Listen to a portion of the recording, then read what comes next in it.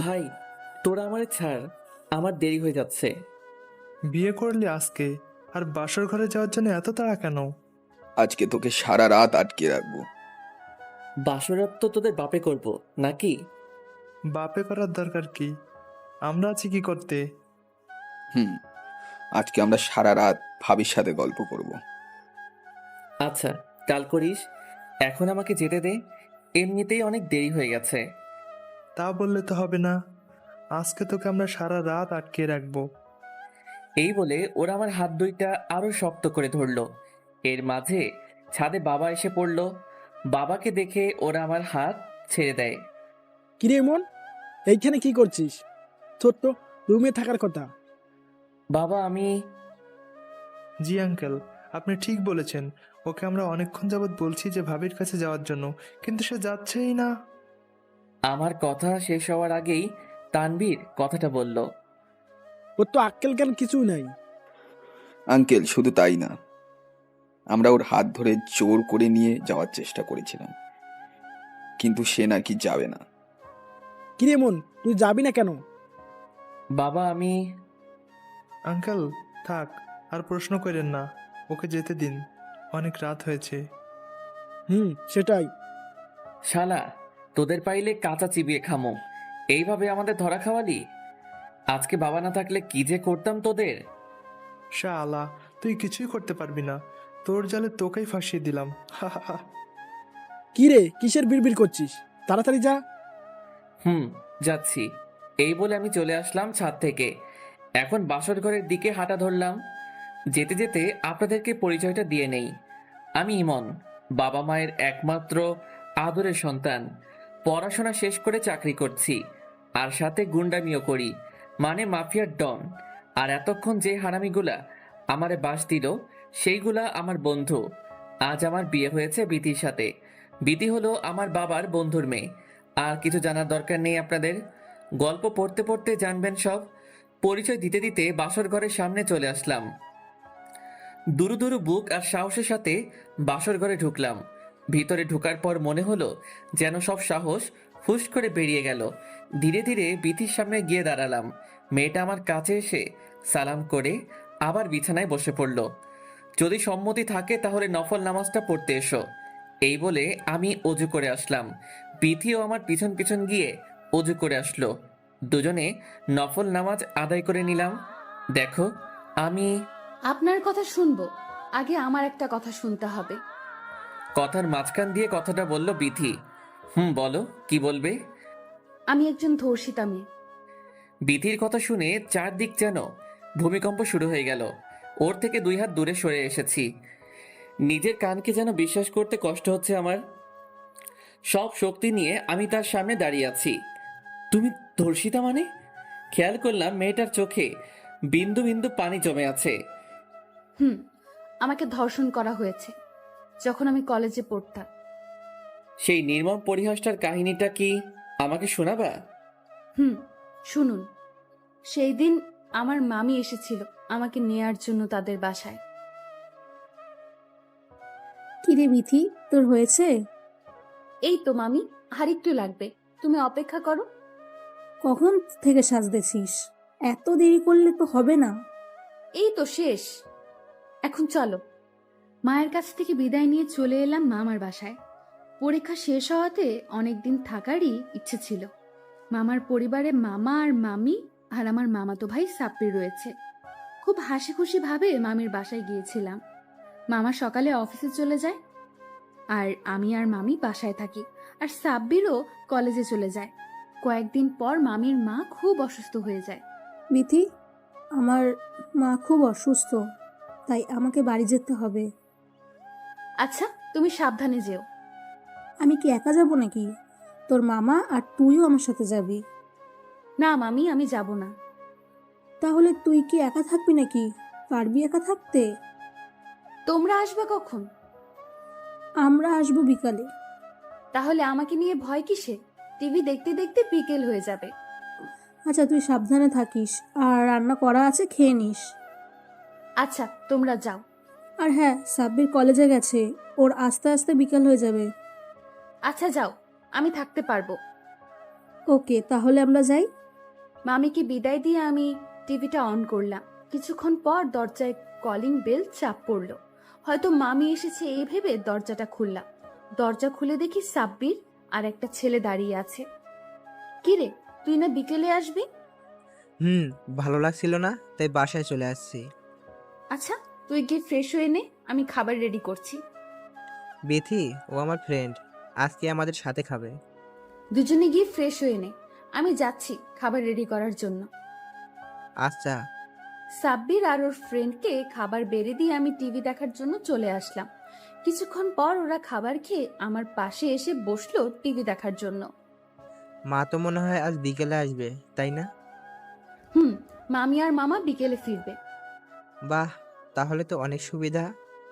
সাব্বির হঠাৎ ধীরে ধীরে আমার দিকে এগোতে লাগলো। আমি কিছুটা সরে বসলাম।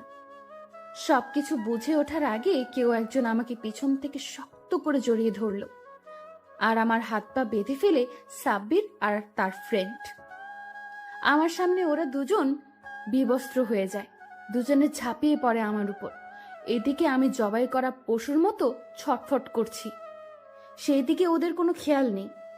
ওরা ওদের কাজ শেষ করে আমার হাতের বাঁধন খুলে দিয়ে যায় আর ওরা বাসা থেকে চলে যায়। আমি কোনো মতে উঠে জামাটা পরে বসে বসে কাঁদতে থাকি। এইভাবে কিছুক্ষণ কাঁদার পর মামা মামি ঘরে আসলো। ওরা ঘরে এসে আমার অবস্থা দেখে অবাক হয়ে যায় আর দ্রুত আমার কাছে আসে। আমি মামিকে জড়িয়ে ধরে কান্না করে দিই। কিরে মা, তোর এই অবস্থা কি করে হয়েছে, আমাদের বল। আমি কিছু না বলে মামিকে ধরে কাঁদতে থাকি। বিথি, বলবি তো কি হয়েছে? না মা, সাব্বির আমাকে জোর করে। আমি আর কিছু না বলেই কেঁদে দিই। হয়তো সেই কান্দার মানে মামা মামি বুঝতে পেরেছে। আমি বুঝতে পেরেছি, এইসব আজ আমার জন্য হয়েছে। বিথি, তোকে আর এই বাড়িতে রাখবো না। সাব্বিরের কালো ছায়া থেকে তোকে দূরে নিয়ে যাব। বিথি, তুই আমাকে মাফ করে দে। আমি তোর মাকে দেওয়া কথা রাখতে পারি নাই। এই বলে মামিও কেঁদে দেয়। চল মা, তোকে তোদের বাড়িতে দিয়ে আসি। এরপর মামির সাথে আমি আমার বাড়িতে চলে আসলাম, কিন্তু আমার মুখে আর কোনো হাসির ছাপ নেই। কিরে বিথি, কি হয়েছে তোর? আমার যেই মেয়ে সারাদিন হাসি মুখে থাকতো, আজ তার মুখের কালো মেঘ কেন? ভাবি, আমি পারি নাই তোমার আমানত রক্ষা করতে। মানে কি বলতেছিস তুই? মামি আর কিছু বলল না। মা যা বোঝার বুঝে নিয়েছে। বর্তমান এটাই হলো আমার জীবনের সেই নির্মম পরিহাস। বিতির কথা শুনে কিছুটা খারাপ লাগলো। তোমরা সাব্বিরের বিরুদ্ধে কিছু করো নাই? ওর বাবা ওকে পুলিশের হাতে দিয়ে দিয়েছিল, এখন কই আছে সেটা জানি না। তোমার মতো ধর্ষিতা মেয়েকে আমি বউ হিসেবে মানতে রাজি না। কথাটা বলার পর বিথি কেঁদে উঠল। আমাকে মাফ করে দিন, আমি আপনার জীবনটা নষ্ট করে দিয়েছি। এই কথাগুলো বিয়ের আগে বলা উচিত ছিল আমার। বিতিকে শক্ত করে জড়িয়ে ধরলাম। মেয়েটা আমার কাঁধে মাথা রেখে কাঁদছে।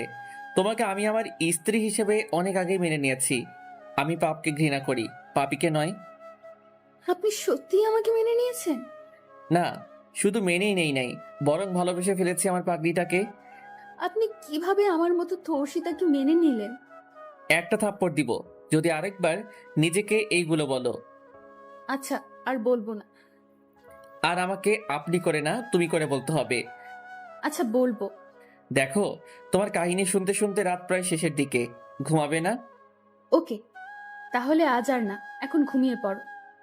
ওকে, গুড নাইট। আমাকে বুকে নিয়ে ঘুমাতে হবে, নইলে আমি ঘুমাবো না। ওকে। বিতিকে বুকের মাঝে রেখে ঘুমিয়ে পড়লাম। সকালে ঘুম থেকে উঠলাম, উঠে দেখি পাগলিটা আমার বুকে পিচ্চিদের মতো শুয়ে আছে। ওর মুখ দেখে বোঝা যায় নাই যে ও জীবনে কঠিন বাস্তবতার শিকার হয়েছে। সকাল হয়ে গেছে, তাই ওকে সরিয়ে দেওয়ার চেষ্টা করলাম, কিন্তু ফলাফল শূন্য। ও আমাকে আরো শক্ত করে জড়িয়ে ধরলো। এই বিতি, উঠো, দেখো সকাল হয়ে গেছে। ও, আমার ঘুম পাচ্ছে অনেক। না, অনেক সকাল হয়েছে, এখন উঠে পড়ো। এই বলে বিতিকে টেনে তুলে ফেললাম। ধুর, তোমার টানাটানিতে আর ঘুমটাই হলো না। আরে বাবা, এত ঘুমালে উঠবে কখন? যাও, ফ্রেশ হয়ে আসো। যাচ্ছি। আমি আর বিথি চলে গেলাম ফ্রেশ হওয়ার জন্যে। ফ্রেশ হয়ে খাবার টেবিলে গিয়ে দেখি বিথি মায়ের কাছে সাহায্য করছে। সবাই মিলে খাবার টেবিলে বসলাম নাস্তা করার জন্য। মা আপনি আসেন, আমি খাবারগুলো বেড়ে দিচ্ছি। না থাক, তুমি বসো, আমি দিচ্ছি। আমি আসার আগে অনেক বেড়ে খাইছেন, এখন আমি এসেছি তাই দায়িত্বটা আমার কাঁধেও পড়েছে। দেখো তোমরা, একেই বলে ঘরের লক্ষ্মী। দেখতে হবে না কার বন্ধুর মেয়ে। হয়েছে, আপনার আর বলা লাগবে না। সবাইকে বিথি বেড়ে দিল। বিথিও কিছু খাবার নিয়ে আমার পাশে বসলো। খাবার খাওয়ার সময় অনুভব করলাম কেউ একজন পায়ের মধ্যে খুব সুরসুরি দিচ্ছে। বিথির দিকে তাকিয়ে দেখি ও মিটমিট করে হাসছে। আমার আর বুঝতে বাকি রইল না যে কাজটা বিথির। খাবারটা শেষ করে রুমে এসে বিথির জন্য অপেক্ষা করছি, কিন্তু মহারানীর আসার কোনো নাম নেই। অপেক্ষা করতে করতে হঠাৎ তানভীরের কল আসলো।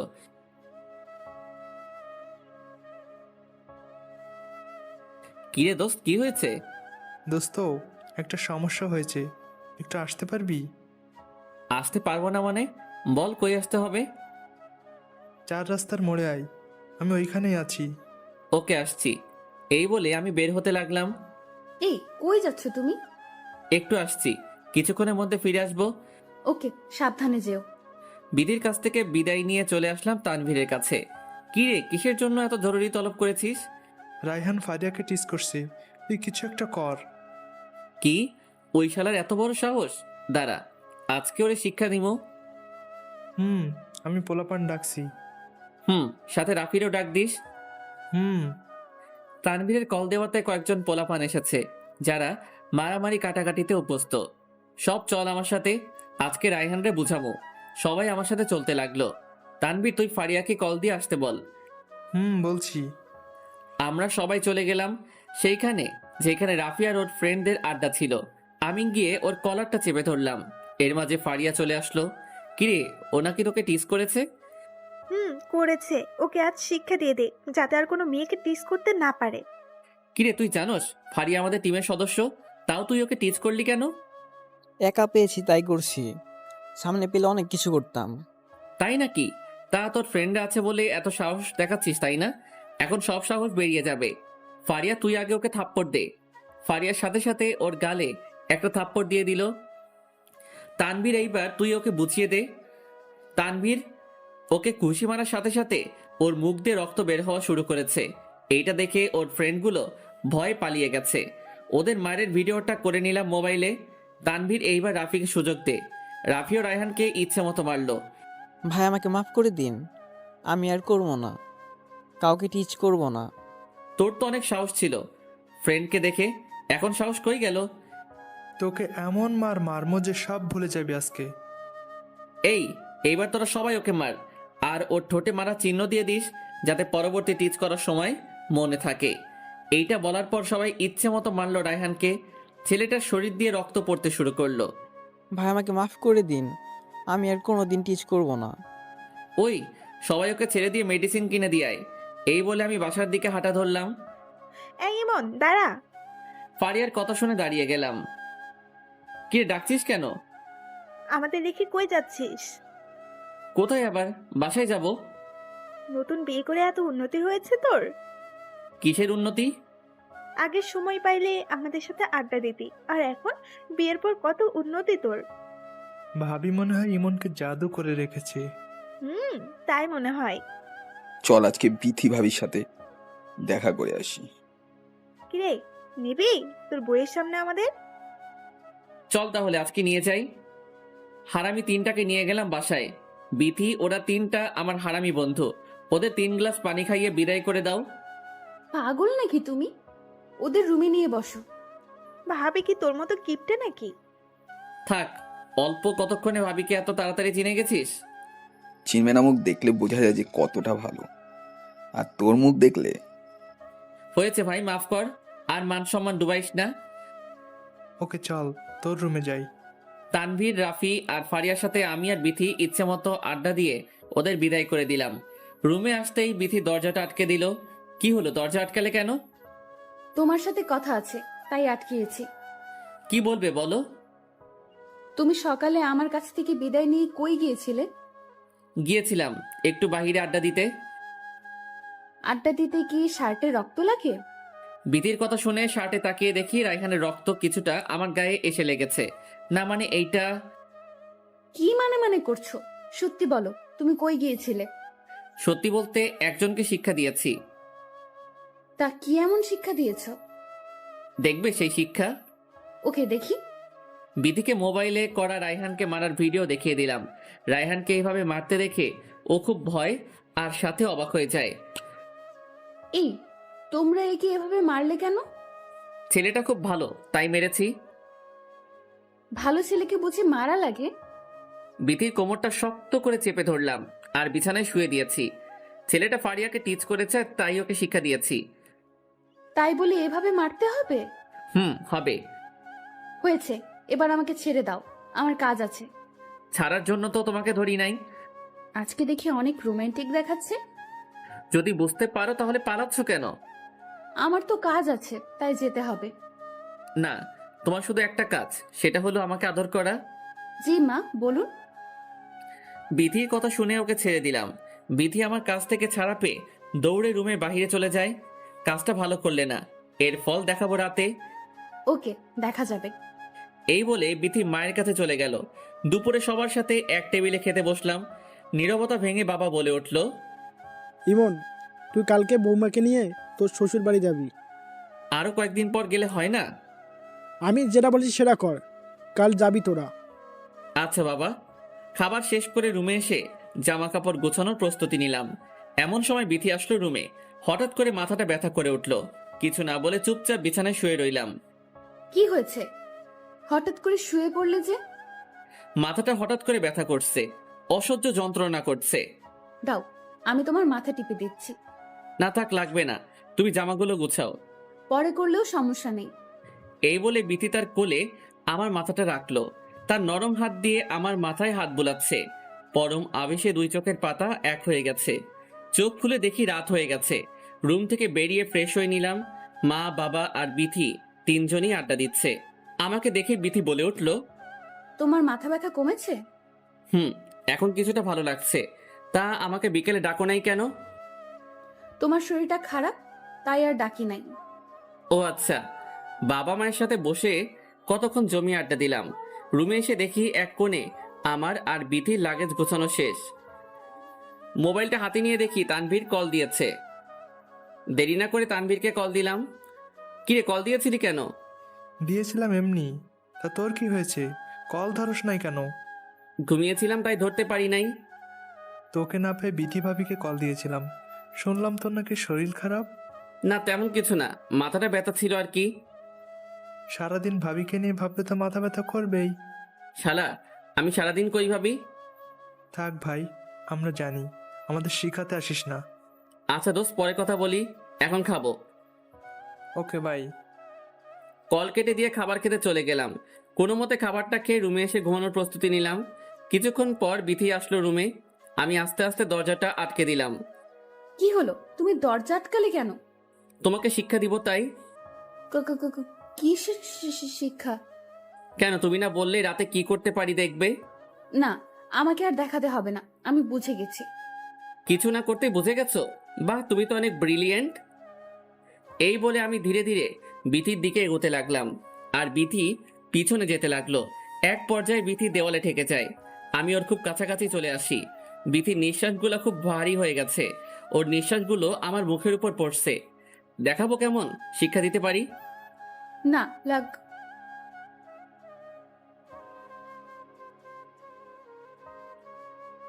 এইভাবে কেউ কিস করে?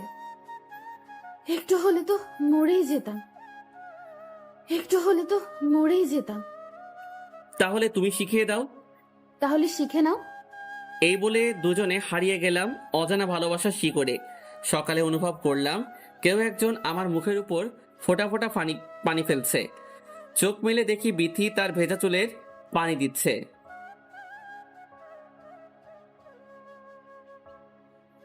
চোখ মেলে দেখি বিথি তার ভেজা চুলের পানি দিচ্ছে। কি হয়েছে, এইভাবে পানি ছিটাচ্ছ কেন? হয়েছে তো, আর কত ঘুমাবে? এই বলে বিথি আবার পানি দিতে লাগলো। বিথির পানি দেওয়াতে ঘুম পুরোটাই আকাশে উড়ে গেছে। বিথির দিকে তাকাতেই যেন ক্রাশ খেয়েছি। গোসল করার পর শাড়ি পরেছে আর ভেজা চুলে, উফ, অসাধারণ লাগছে। আমি বিতির হাত টান দিয়ে আমার বুকে শুইয়ে দিলাম। এইটা কি হচ্ছে? কেউ দেখে ফেলবে, ছাড়ো আমাকে। আগেরবার হুমকি দিয়ে পালিয়ে গিয়েছো, কিন্তু এইবার আর পারবে না। আমার কাজ আছে, আমাকে যেতে দাও। শুনো, আমাকে এত বোকা ভেবো না, যত বোকা তুমি। কি? আমি বোকা? অনেক বোকা। কারণ আমরা আজকে তোমার বাড়িতে যাব, আর তোমার এখন কোনো কাজ নেই। কাজ না থাকলেও আমাকে ছাড়ো, রেডি হতে হবে।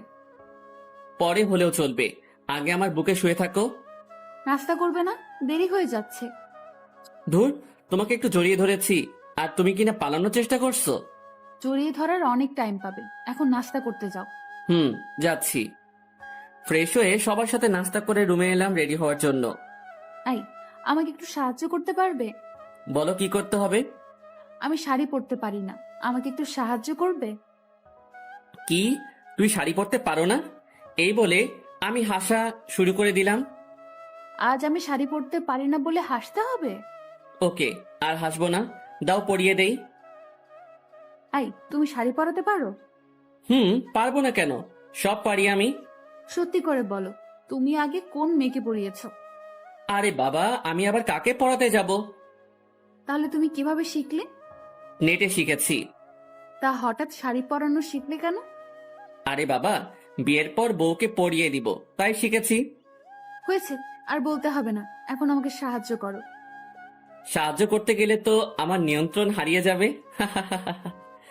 ধুর, কি যে বলো না, তাড়াতাড়ি সাহায্য করো। বিধিকে শাড়ি পরাতে ব্যস্ত হয়ে পড়লাম। বিধির পেট স্পর্শ করতেই যেন ও কেঁপে উঠছে, যেন ওর সারা শরীর দিয়ে কারেন্ট বয়ে যাচ্ছে। ও আমার হাতটা শক্ত করে চেপে ধরে আছে। কি হলো, হাত ধরলে কেন? তুমি শুধু কুচিটা ঠিক করে দাও, বাকিটা আমি করতে পারবো। আচ্ছা, আমি বিধির কুচিটা ঠিক করে দিলাম। বাহ, আমার বউকে তো শাড়িতে দারুণ লাগছে। কেন, শাড়ি ছাড়া দারুণ লাগে না বুঝি? লাগে, তবে আজকে অন্যরকম লাগছে। এইবার তুমিও রেডি হয়ে নাও। আমি একটা পাঞ্জাবি পরে নিলাম। বাহিরে গাড়ি নিয়ে বিথির জন্য অপেক্ষা করছি। কিছুক্ষণ পর মহারানী সেজে গুজে আসলো। ওর দিকে তাকাতেই যেন আমি হারিয়ে যাই ওর রূপে। বাহ, শাড়িতে কাজলে হালকা লিপস্টিকে বিথিকে দারুণ লাগছে। এইভাবে কি দেখছো? তোমাকে দেখছি। কেন, আমাকে আগে দেখো নাই? দেখেছি, বাট এমন সাজে দেখি নাই। হয়েছে, এবার চলো। বাবা মায়ের কাছ থেকে বিদায় নিয়ে চলে রওনা দিলাম। বিথিদের বাসা অনেকটা দূর, যেতে যেতে প্রায় রাত হয়ে যাবে, তাই গাড়িটা জোরে চালাচ্ছি। সূর্য কিছুটা হেলে পড়েছে, মানে বিকেল হয়ে গেছে। আমি আমার মতো ড্রাইভ করছি, আর বিথি বক বক করে যাচ্ছে। আই, গাড়িটা থামাও। কেন, কি হয়েছে? ওই যে ফুচকার দোকান দেখা যাচ্ছে, চলো ফুচকা খাবো। ধুর, এইগুলা পচা খাবার, এইগুলা খেতে নেই। না, আমি খাবো, গাড়িটা থামাও না। ধুর, তোমার জন্য আর পারা গেল না। আমি গাড়িটা ফুচকার দোকানের সামনে দাঁড় করালাম। তোমাদের বাসায় যেতে অনেক টাইম লাগে, তারপরও দেরি করছো কেন? ওকে, থাক, খাবো না, তুমি চলো। থাক, আর অভিমান করতে হবে না, চলো খাবো। বিথি নিয়ে ফুচকার দোকানে ঢুকলাম। দুজনের জন্য অর্ডার করলাম। আই, তুমি ঝাল খেতে পারো না? না, আমার সহ্য হয় না। কি, তুমি পুরুষ হয়েও ঝাল খেতে পারো না? কি, আমাকে নিয়ে হাসা হচ্ছে? আঙ্কেল আমারটাই ঝাল বেশি দিবেন, ফুচকাওয়ালাকে বললাম। কিছুক্ষণ পর দুজনের জন্য ফুচকা দিয়ে গেল। আমার প্লেটের দিকে তাকিয়ে দেখি মরিচের কারণে ফুচকাগুলো লাল হয়ে আছে। বিথি খুশি মনে তার গুলা খেতে লাগলো। আল্লাহ জানে আজকে এগুলা খেলে আমার কি হবে। বিথির উপর রাগ করে ঝাল নিয়েছি। কি হলো, খাচ্ছ না কেন? এই তো খাচ্ছি। এই বলে একটা ফুচকা মুখে দিলাম। একটা খাওয়ার পর যেন আমি আগুনের গোলা মুখে দিয়েছি, জিভটা ঝালে পড়ে যাচ্ছে। ফুচকাগুলো অনেক মজা না? অনেক। এইদিকে আমার অবস্থা করুণ হয়ে গেছে। কি হয়েছে তোমার? ঝাল ঠিক আছে নাকি আরো লাগবে? ধুর, এটা কোনো ঝাল, আমি আরো খেতে পারি। থাক, কেমন খেতে পারো সেটা তোমার মুখ দেখেই বোঝা যায়। ফুচকাগুলো কোনো মতে খেয়ে ঠান্ডা পানি কিনে আনলাম। পুরো বোতল আমি শেষ করেছি। গাড়িতে বসে বসে পানি খাচ্ছি, ঝাল যেন কমছে না। একটা কাজ করলে হয়তো ঝাল কমাতে পারে। তাড়াতাড়ি বলো কি করতে হবে, আমার আর সহ্য হচ্ছে না। বিতির সাথে সাথে আমার ঠোঁট আর ওর ঠোঁট দুইটা এক করে ভালোবাসার ছোঁয়া দিতে লাগলো। মনে হচ্ছে ও যেন আমার মুখের সব ঝাল টেনে নিচ্ছে। এক মুহূর্তের জন্য ভালোবাসায় হারিয়ে গেলাম। এইভাবে কতক্ষণ থাকার পর আমি নিজে থেকে বিতিকে সরিয়ে দিলাম। মেরে ফেলবে নাকি আমাকে এইভাবে? মারছি কই, আমি তো তোমার ঝালগুলোর ভাগ নিচ্ছি।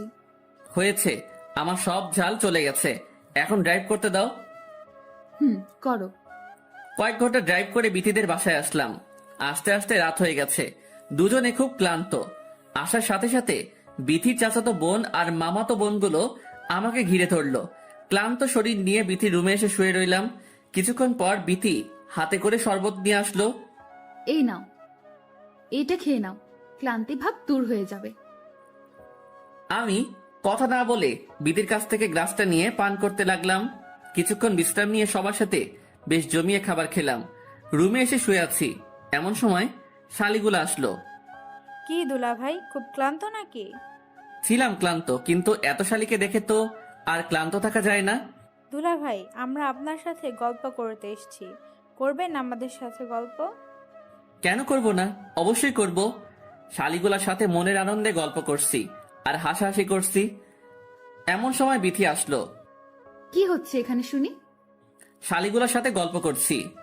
এই, তুমি তো ক্লান্ত, এখন গল্প না করে শুয়ে পড়ো। দুলা ভাই, এখন আর ক্লান্তি অনুভব করছেন না? তবুও তোরা এখান থেকে যা, পরে আসিস। এই আপু শোন, আমরা তোর জামাইকে নিজেদের জামাই বানাতে আসি নাই, আমরা এসেছি গল্প করার জন্য। এই, তুমি কি গল্প করবা নাকি ঘুমাবা? সমস্যা কি, ওদের সাথে একটু গল্প করে নেই, আমি না হয় পরেই ঘুমাবো। তোমার যা ইচ্ছা করো। বিথির কথায় কান্না দিয়ে আবার গল্প শুরু করে দিলাম। কিছুক্ষণ গল্প করার পর, হয়েছে, আজ আর নয়, আবার কাল গল্প করব। ওকে দুলা ভাই, গুড নাইট। ওকে, গুড নাইট। শালিগুলা রুম থেকে চলে গেল আর বিথি অন্য পাশ ফিরে শুয়ে আছে। আমি ঘুমানোর জন্য প্রস্তুতি নিচ্ছি, কিন্তু বিথি রাগ করে শুয়ে আছে। আমি লাইটটা অফ করে শুয়ে রইলাম। কিছু না ভেবে বিথিকে জড়িয়ে ধরলাম। আমাকে ছেড়ে দাও, ওদের সাথে গল্প করো, যাও। পাগড়িটা বুঝি আমার সাথে এই জন্য রাগ করেছে? না, আমি রাগ করি নাই। এইবার বিথিকে শক্ত করে জড়িয়ে ধরলাম। পারবে এই পাগলটার সাথে রাগ করে থাকতে? বিথি এইবার আমার দিকে চেয়ে আমাকে জড়িয়ে ধরলো। না, কোনোদিন আমি তোমার সাথে রাগ করে থাকতে পারবো না। তাহলে এইভাবে অভিমান করে শুয়ে আছো কেন? ভালো লাগছিল না তখন, বাট এখন ভালো লাগছে। মুহূর্তের মধ্যে অনুভূতি পরিবর্তন হয়ে গেছে। এই যে তুমি আমাকে জড়িয়ে ধরেছো, তাই এমন লাগছে। আজকে সারা রাত তোমাকে জড়িয়ে ধরে ঘুমাবো। নিষেধ করেছে কে? তাই তো। এই বলে বিথিকে জড়িয়ে ধরলাম আর বিথিও আমাকে জড়িয়ে ধরে ঘুমিয়ে গেলাম। সকালে গালের মধ্যে কিছুর স্পর্শ পেয়ে ঘুমটা ভেঙে গেল। তাকিয়ে দেখি বিথি সামনে দাঁড়িয়ে আছে। এতই যখন চুমু খাওয়ার শখ, তাহলে আমাকে বলতে পারো, আমি পূরণ করে দিব। ইস, শখ কত, ওনাকে নাকি আমি চুমু খাবো। তাই নাকি? এই বলে আমি বিথিকে টান দিয়ে আমার উপরে শুইয়ে দেই। আই ছাড়ো, কেউ দেখে ফেলবে। দেখলে দেখুক, আমার গেলে চুমু দিয়ে আবার বড় বড় কথা বলা হচ্ছে, তাই না? যা সত্যি তাই বলেছি। আমি এখন তোমাকে... না, এখন কিছু না, ছাড়ো আমাকে, মা চলে আসবে। আসলে আসুক, শাশুড়ি মা দেখুক তার মেয়েকে কিভাবে আদর করছি। রোম্যান্স করা কি শেষ নাকি, আরো বাকি আছে? শালির কথা শুনে দ্রুত বিথিকে ছেড়ে দিলাম আর শালির দিকে তাকিয়ে দেখি সে অন্যদিকে ঘুরে দাঁড়িয়ে আছে। আরে শালিকা, তুমি এখানে? আপনাদের মা খেতে ডাকছে। ওকে, তুই যা, আমরা আসছি। ওকে। এই বলে শালি চলে গেল। আমি বিথির দিকে তাকিয়ে মুচকি মুচকি হাসছি। বলেছিলাম না কেউ এসে পড়বে। ওর কাছে মান সম্মান সব চলে গেল। সব তোমার দোষ। এখন ফ্রেশ হয়ে খেতে আসো। আসছি। বিছানা থেকে উঠে ফ্রেশ হয়ে সবার সাথে নাস্তা করতে গেলাম। সবার সাথে আনন্দের সাথে নাস্তা করে রুমে চলে আসলাম। এমন সময় ফারিয়া কল দিল।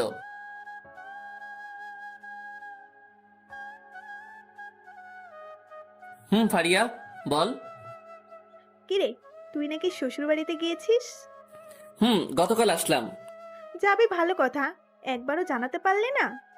সরি দোস্ত, জানাতে মনে ছিল না। বউকে পেয়ে আমাদের একদম ভুলে গেছিস হয়তো। ওই, কি বললি? না কিছু না, বউকে ভুলতে পারি কিন্তু তোদের ভুলবো না। থাক, আর চাপা মারিস না, বাসায় আসবি কবে? এই তো 2-1 দিন পর। আচ্ছা, তোর অফিস কবে খোলা? বাসায় আসার পরের দিন অফিসে যাব। ওকে, তাহলে পরে কথা বলি। Okay bye. কল কেটে দিয়ে মোবাইল টিপা শুরু করলাম। কিছুক্ষণ পর দুইজন মহারানীর আগমন রুমের মধ্যে। কি হলো, দুজনে আমার সামনে এসে দাঁড়ালে যে? দুলা ভাই, আজকে আমাকে আর আপুকে নিয়ে ঘুরতে বের হবে? না, আজকে না। আজকে ঘোরার মন মানসিকতা নেই। না দুলা ভাই, আজকে আর এইসব বললে হবে না, আমাদের নিয়ে ঘুরতেই হবে। এইটাই ফাইনাল। তুমি রেডি হয়ে নাও, আমরাও হচ্ছি। হচ্ছি। এই বলে আমি একটা শার্ট গায়ে দিয়ে চুলগুলো ঠিক করে মহারানীদের জন্য বাইরে অপেক্ষা করতে লাগলাম। প্রায় ঘন্টা পেরিয়ে যাবে, তাও দুজনের আসার কোনো নাম নেই। হঠাৎ দুজন ময়দা সুন্দরী আমার সামনে আসলো। এই, কে আপনারা? এই, আমি বিথি। আমাদের চিনতে পারছো না? কি, তুমি বিথি? আমি বিথি। এত আটা ময়দা দেওয়ার কি দরকার ছিল? দেখতে বাজে লাগছে। আরে পাগল না, মজা করেছি তোমার সাথে। তোমাকে দারুণ লাগছে।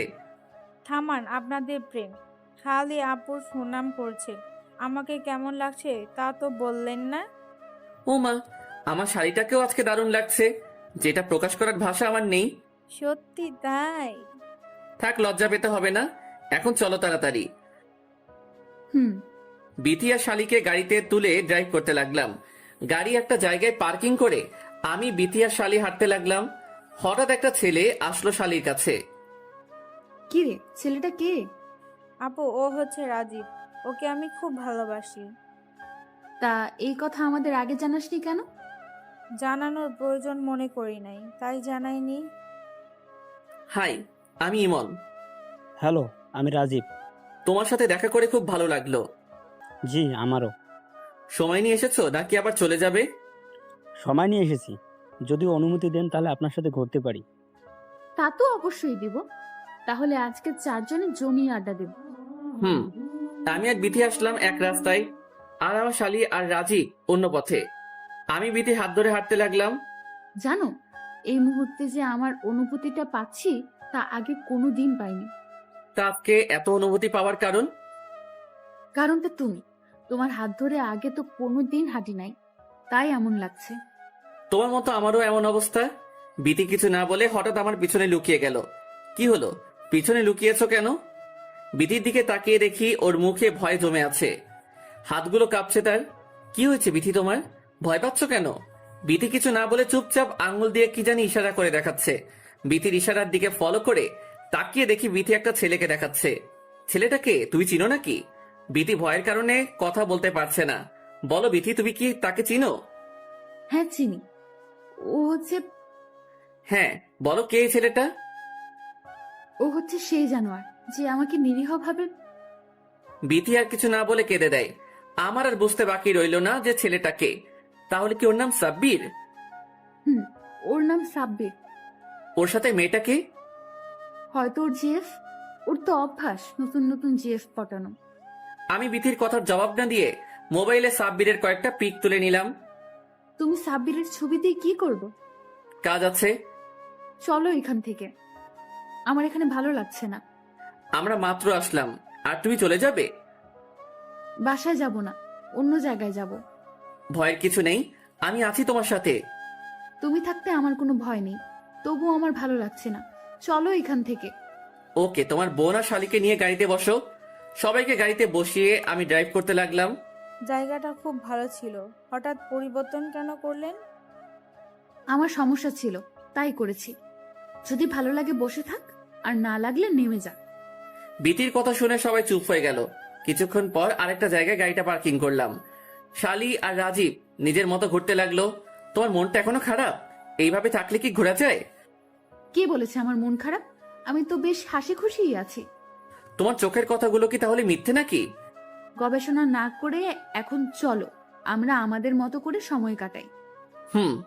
আমরা 4 জন সারাদিন অনেক ঘুরলাম, কিন্তু বিথির মুখে যেন হাসিটা কমে গেছে সাব্বিরকে দেখার পর থেকে। সারাদিন ঘোরাঘুরি করে বাসায় ফিরলাম সবাই।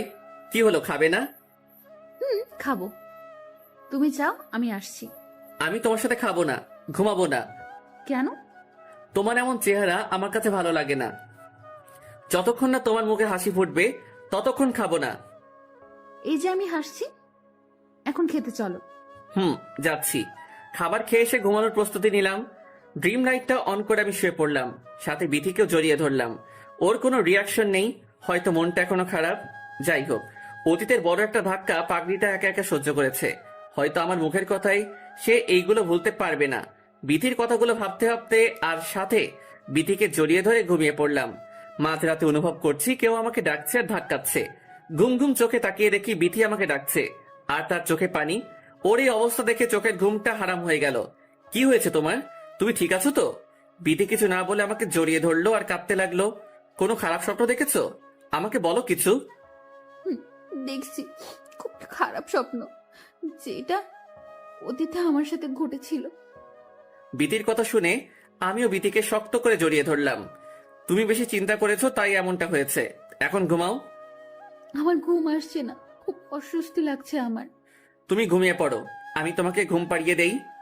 আচ্ছা। বিথিকে বুকের মাঝে চেপে ধরে তার মাথায় হাত বুলিয়ে ওকে ঘুম পাড়িয়ে দিলাম। কিছুক্ষণ পর বিথিকে বুকে চেপে ধরে আমিও ঘুমিয়ে পড়লাম। সকালে ঘুম থেকে উঠে দেখি বিথি বাচ্চাদের মতো আমার বুকে শুয়ে আছে। আমিও ওর ঘুমের কোনো ক্ষতি না করে ওর নিষ্পাপ মুখটা দেখতে লাগলাম। সহ্যের সীমা পেরিয়ে পাগড়িটার গায়ে কপালে ভালোবাসার স্পর্শ দিতেই বিথির ঘুমটা ভেঙে গেল। কি হলো, তুমি জেগে গেলে কেন? তোমার ভালোবাসার ছোঁয়া কি আমাকে ঘুমে রাখতে পারে? খুব নিষ্পাপ লাগছিল তোমাকে, তাই মন ভরে দেখছিলাম। তাহলে দেখা বন্ধ করলে কেন? মন ভরে দেখো। তুমি তো জেগে গেছো, তাই আজকে আর দেখবো না, আবার কাল দেখবো। হয়েছে, আর রোমান্টিক হওয়া লাগবে না, এখন ফ্রেশ হয়ে নাও। আমার বুকের উপর থেকে উঠলে তো আমি ফ্রেশ হতে যাব। ওকে, যাও এখন। বিছানা থেকে উঠে ফ্রেশ হতে চলে গেলাম। এইভাবে শ্বশুর বাড়ি থাকার মজা ভোগ করতে থাকি। আজ বিথি সহ বাসায় ফিরে আসলাম। ড্রাইভ করে খুব ক্লান্ত হয়ে গেছি। এই, তুমি ফ্রেশ না হয়ে শুয়ে পড়লে কেন? ক্লান্ত লাগছে খুব, তাই শুয়েছি। তুমি ফ্রেশ নিলে দেখবে কত ক্লান্তি চলে যাবে।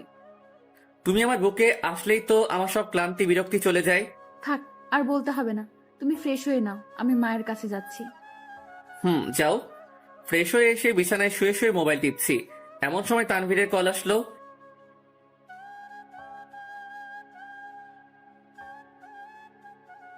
হ্যাঁ তানভীর, বল। কি রে শালা, ফোন দিলে ঠিকমতো ধরস না কেন? আরে ভাই, আমি শ্বশুর বাড়ি গিয়েছিলাম। আমাদের একবারও জানাতে পারলি না? ফারিয়াকে তো বললাম, ও তোদের বলেনি। বলছে, বাট উচিত ছিল তোর বলা। ওকে দোস্ত, সরি। এখন বল তোদের কি খবর? এই তো চলছে মোটামুটি। দোস্ত, কাল আমার অফিস আছে, তুই কাল আমার অফিসে আসতে পারবি? পারবো না কেন, এখন বল আসবো কি কারণে? সব কাল বলবো, তুই কাল দেখা করিস। ওকে, করব। ওকে দোস্ত, এখন রাখি, বাই। বাই। কল কেটে বিথির জন্য অপেক্ষা করতে লাগলাম। ও রুমে আসছে না কেন? ওর জন্য অপেক্ষা করতে করতে রাতের খাবারের সময় হয়ে গেছে। বাবা মায়ের সাথে বসে খাবারটা খেয়ে নিলাম। রুমে এসে আবার বিথির জন্য অপেক্ষা করতে লাগলাম। কিছুক্ষণ পর মহারানী কাজ শেষ করে আসলো। দুজনে ঘুমানোর প্রস্তুতি নিলাম। তোমার জন্য কতক্ষণ ধরে অপেক্ষা করছি তুমি জানো? কি করব, মায়ের সাথে গল্প করতে করতে সময় চলে গেছে, তার টের পাইনি। এইদিকে আমি যে অপেক্ষা করছি তার কোনো খেয়াল নেই তোমার কাছে? অবুঝের মতো কথা বলো না তো। মাকে অনেক দিন পর দেখলাম, তাই অনেক গল্প করেছি। হয়েছে, এবার আমাকে টাইম দাও। এখন কোনো উল্টাপাল্টা চিন্তা নয়, আজকে এমনিতেই ক্লান্ত দুজনে। তোমাকে কি আমি সেটা বোঝাতে যাচ্ছি? আমি বলেছি আজকে আমার সাথে গল্প করতে হবে। প্লিজ, আজকে না, অনেক ঘুম পাচ্ছে আমার। ওকে, তাহলে আমার বুকে মাথা রেখে ঘুমাও। তা তো অবশ্যই। বিথিকে বুকের মাঝে রেখে ঘুমিয়ে গেলাম। সকালে কারো ধাক্কাকে ঘুমটা ভেঙে গেল। ঘুম চোখে তাকিয়ে দেখি বিথি ধাক্কা দিচ্ছে আমাকে। কি হলো, ধাক্কাচ্ছ কেন? এই, আজকে না তোমার অফিস আছে, তাড়াতাড়ি রেডি হয়ে অফিসে যাও। যাচ্ছি। ঘুম থেকে উঠে ফ্রেশ হয়ে নাস্তা করে অফিসের জন্য রেডি হতে লাগলাম। টাই বাঁধতে যাব, ঠিক এমন সময় বিথি হাত থেকে টাইটা নিয়ে নিল। কি হলো, টাইটা নিলে কেন? আজ থেকে একটা নিয়ম চালু করলাম। কি সেই নিয়ম? আজ থেকে প্রতিদিন আমি তোমার টাই ঠিক করে দেব, আর অফিসে যাওয়ার আগে আমাকে আদর করে যেতে হবে। আর কিছু নাই? না, আপাতত এইটুকু হলেই হবে। আচ্ছা, এখন তাড়াতাড়ি করো, আমার দেরি হয়ে যাচ্ছে। টাই বেঁধে দিল বিথি। আমি অফিসের উদ্দেশ্যে রওনা দিতে লাগলাম। এই, আমার নিয়ম কি ভুলে গেছো? ওহ, একটুর জন্য ভুলে গেছিলাম। ভুললে হবে না, আমার অধিকারটা আমাকে বুঝতে দাও। আমি বিথির কপালে ভালোবাসার পরশ এঁকে দিয়ে অফিসের উদ্দেশ্যে রওনা দিলাম। আমি বিথির কপালে ভালোবাসার পরশ এঁকে দিয়ে অফিসের উদ্দেশ্যে রওনা দিলাম। অফিসে বসে কাজ করছি, এমন সময় তানভীর আসলো কেবিনে। কি রে, এত জরুরি তলব করলি কেন? তোর সাথে কিছু কথা বলার ছিল, তাই ডেকে এনেছি। তা কি বলবি বল। আমি পকেট থেকে মোবাইলটা বের করে সাব্বিরের ছবিটা তানভীরকে দেখালাম। ছবিটা দেখতো। কে ছেলেটা? আমাদের পরবর্তী টার্গেট এই ছেলে, বুঝেছিস? ও, আবার কি হয়েছে যে ওকে শিক্ষা দিব? ও আমার সবচেয়ে বড় ক্ষতি করেছে। কি ক্ষতি করেছে আমাকে বল। ও বিথিকে ছোটবেলায় রেপ করেছে, সাথে ওর বন্ধু ছিল। আমার কথা শুনে তানভীরের চোখগুলা বড় বড় হয়ে গেছে। কি বলছিস তুই এসব? এইটাই সত্যি, তাই ওকে শিক্ষা দিতে হবে। কি থেকে কি হয়েছে তা আমাদের খুলে বল। তাহলে শোন, তানভীরকে সব বলে দিলাম, যা যা ঘটেছিল সেই দিন বিথির সাথে। দোস্ত, এত বড় একটা কাহিনী ঘটে গেল আর তুই আমাদের আজ বললি? আচ্ছা, এখন যেহেতু বলেছি, তাই আমাকে এই সাহায্যটা করতে পারবি? এইভাবে বলছিস কেন? আমরা সব সময় তোর পাশে আছি। তা ফারিয়া আর রাফির কি খবর? এই তো ভালোই। তুই নাই, তাই এখন আর আড্ডা দেওয়া হয় না। কিভাবে দিব? অফিসের কাজ, আবার বাসায় একটা পাগল আছে, ওকে সামলাতে হয়, সব মিলিয়ে বিজি থাকি। আর আমাদের সময় কে দিবে?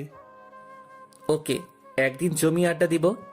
ওকে, তাহলে আমি যাই। যেই দিন কাজ করবি সেদিন ডাক দিবি। তুই যা, ডাকবো এক সময়। তানভীর চলে গেল, আমিও আবার আমার কাজ করা শুরু করে দিলাম। কাজ করতে করতে দুপুর হয়ে গেছে, অথচ সেই দিকে আমার কোনো খেয়াল নেই। খেয়ালটার ব্যতিক্রম ঘটল মোবাইলের রিংয়ের কারণে। স্ক্রিনে তাকিয়ে দেখি বিথির কল আসলো। কলটা রিসিভ করলাম।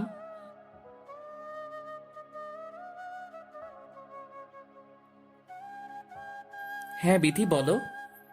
এই, কি করছো এখন? অফিসে মানুষ কি করে? দুপুরের খাবার খেয়েছো? না, আমি এখনো খাইনি, কাজ শেষ হলে খাবো। কি, এখনো খাওনি কেন? কাজ আছে এখন, তাই খেতে পারি নাই। কাজ শেষ হলে খাবে, নইলে আমিও খাবো না। তুমিও খাওনি? না, এখনো খাইনি। খাওনি কেন? তুমি খাওয়ার পর খাবো। ওকে, আমি খেয়ে এসে তোমাকে কল দিচ্ছি। ওকে। কল কেটে দিয়ে সব কাজ আপাতত রেখে খাবারটা খেয়ে নিলাম। খাওয়ার পর বিথিকে কল দিলাম। খেয়েছো তুমি নাকি এখনো খাওনি? মাত্র খেয়েছি, তুমিও খেয়ে নাও। ওকে, খাচ্ছি। আরে, কোনোদিন আমার জন্য অপেক্ষা করবা না? নিজের খাবারটা খেয়ে নিবা। পারবো না, পারবো না, পারবো না। এই বলে বিথি লাইনটা কেটে দিল। পাগলি একটা, ওর কথা ভাবতেই ঠোঁটের কোণে হাসিটা চলে আসে। সারাদিন অফিসে কাজ করে বাসায় ফিরলাম ক্লান্ত শরীরে। ক্লান্তির কারণে বসে আছি। হঠাৎ কেউ একজন আমার মুখটা পরিষ্কার করতে লাগলো। তাকিয়ে দেখি বিথি তার আঁচল দিয়ে আমার মুখটা পরিষ্কার করছে। সারাদিন নিজের একটু যত্ন করতে পারো না? তুমি থাকতে আমি নিজের যত্ন কেন করব? যেদিন আমি হারিয়ে যাব সেদিন কি করবে? বিথির কথা শুনে নিমিষ সেই মনটা খারাপ হয়ে গেল। ও আমার মুখটা এখনো পরিষ্কার করছে। আমি ওর হাতটা ধরে ফেলি। কি হলো, হাত ধরলে কেন? লাগবে না আমার যত্ন নেওয়া? আমার কথা শুনে রাগ হলো বুঝি? রাগটা সামলাতে না পেরে বিথিকে জড়িয়ে ধরলাম। আর কোনো দিন এসব বলবা না, তুমি আমাকে ছেড়ে কোথাও যাবে না। কষ্ট পেয়েছো বুঝি? অনেক। এখন আমাকে ছেড়ে দিয়ে ফ্রেশ হতে যাও। যাচ্ছি। রাতে খাবারকে ঘুমানোর প্রস্তুতি নিলাম। বিথি রুমে আসলো। বিথি, তোমাকে অতি শীঘ্রই একটা কিছু উপহার দিব। কি দিবা আমাকে? সেটা না হয় অজানাই থাক, যেদিন দিব সেদিন দেখবা। ওকে, দেখবো তুমি আমাকে কি উপহার দাও। উপহারের জন্য হয়তো আমাকে একদিন বাইরে থাকতে হবে। বাহিরে থাকবো মানে? মানে তোমাকে উপহার জোগাড় করতে হলে আমাকে বাহিরে থাকতে হবে। এমন উপহার আমার দরকার নেই, তুমি আমার কাছেই থাকবা। ধুর পাগল। আচ্ছা, আমি যখন তোমার বাসায় গিয়েছি তখন তোমার মামা মামি আসে নাই কেন? ওদের সাথে মায়ের ভুল বোঝাবুঝি চলছে এখনো। তারা কি বাসা পরিবর্তন করে চলে গেছে নাকি? না, আগের বাসাতেই আছে। তোমাদের পাশের গ্রামে থাকে, তাই না? না, তারা আর আমরা একই গ্রামে থাকি। ওনারা চৌরাস্তার পাশে সবুজ বড় বিল্ডিংটায় থাকে। ও আচ্ছা। তুমি এত কিছু জানতে চাইলে কেন? এমনি জেনেছি আমি। হয়েছে, আর কথা বলতে হবে না, এখন ঘুমাও। পরের দিন সকালে উঠে ফ্রেশ হয়ে নাস্তা করে নিলাম। বিধির নিয়মগুলো পালন করে চলে আসলাম অফিসে। অফিসে এসে কাজের মধ্যে তানভীরকে কল দিলাম। কিরে, কিছুই তো জানাইলি না? সব ঠিক আছে, এখন শুধু যাওয়ার পালা। কাল সকালে আমরা বেরিয়ে পড়ব, সাথে রাফিকেও সাথে নিস। নিব। এইভাবে কথা আর কাজের মধ্য দিয়ে দিনটা চলে গেল। বাসায় ফিরে রাতের খাবারটা খেয়ে নিলাম। বিধি, আমি কাল বেরিয়ে যাব সকালে। কালই বেরিয়ে যেতে হবে তোমাকে? কালই চলে যাব। কি এমন কাজ যে আমাকে বলা যাবে না? সেটা না হয় আসলেই বলবো। ওকে, বাসায় আসবা কবে? কাজ শেষ হতে হতে একদিন লাগবে। একদিন আমার কাছে 1 বছরের মতো লাগবে। একটু সহ্য করতে পারবি না আমার জন্য? পারবো। আজকে আমাকে বুকের মধ্যে রেখে বেশি ভালোবাসা দিয়ে ঘুম পাড়াতে হবে। প্রতিদিন তো এই কাজ করি। আজকে একটু বেশি করতে হবে। ওকে ম্যাডাম, করব। পিঠিকে বুকের সাথে চেপে ধরে পরম ভালোবাসায় ঘুমিয়ে গেলাম। পরের দিন সকালে উঠে বিথির কাছ থেকে বিদায় নিয়ে চলে আসলাম তানভীরদের বাসার নিচে। কিরে, কই তুই? এখন আমি আর রাফি একসাথে আসছি। রাফি কি তোর বাসায়? ও আমার বাসায়। তাড়াতাড়ি নিচে আয়, দেরি হয়ে যাচ্ছে। আসছি। কল কেটে দেওয়ার কিছুক্ষণ পর তানভীর আর রাফি আসলো। কিরে, তোদের আসতে এত দেরি কেন? শিক্ষা দেওয়ার জন্য নতুন অস্ত্র ধার করছিলাম। অস্ত্র মানে? একটা ধারালো ব্লেড রেডি করে রেখেছি। ওই দিকটাতে সব ক্লিয়ার আছে তো? সব ঠিকই আছে। ওকে, তাহলে চল। গাড়ি ড্রাইভ করতে শুরু করে দিলাম। গন্তব্যে আসতে আসতে দেরি হয়ে গেছে। একটা হোটেলে একদিনের জন্য ভাড়া দিলাম। রাতে খাবার খেয়ে শুয়ে রইলাম। এমন সময় বিথি কল দিল। হ্যাঁ বিথি, বলো। ধুর, কিছু ভালো লাগছে না আমার। কই তুমি? আমারও ভালো লাগছে না, কিন্তু যেই কাজের জন্য এসেছি তা এসে তোমাকে বলবো।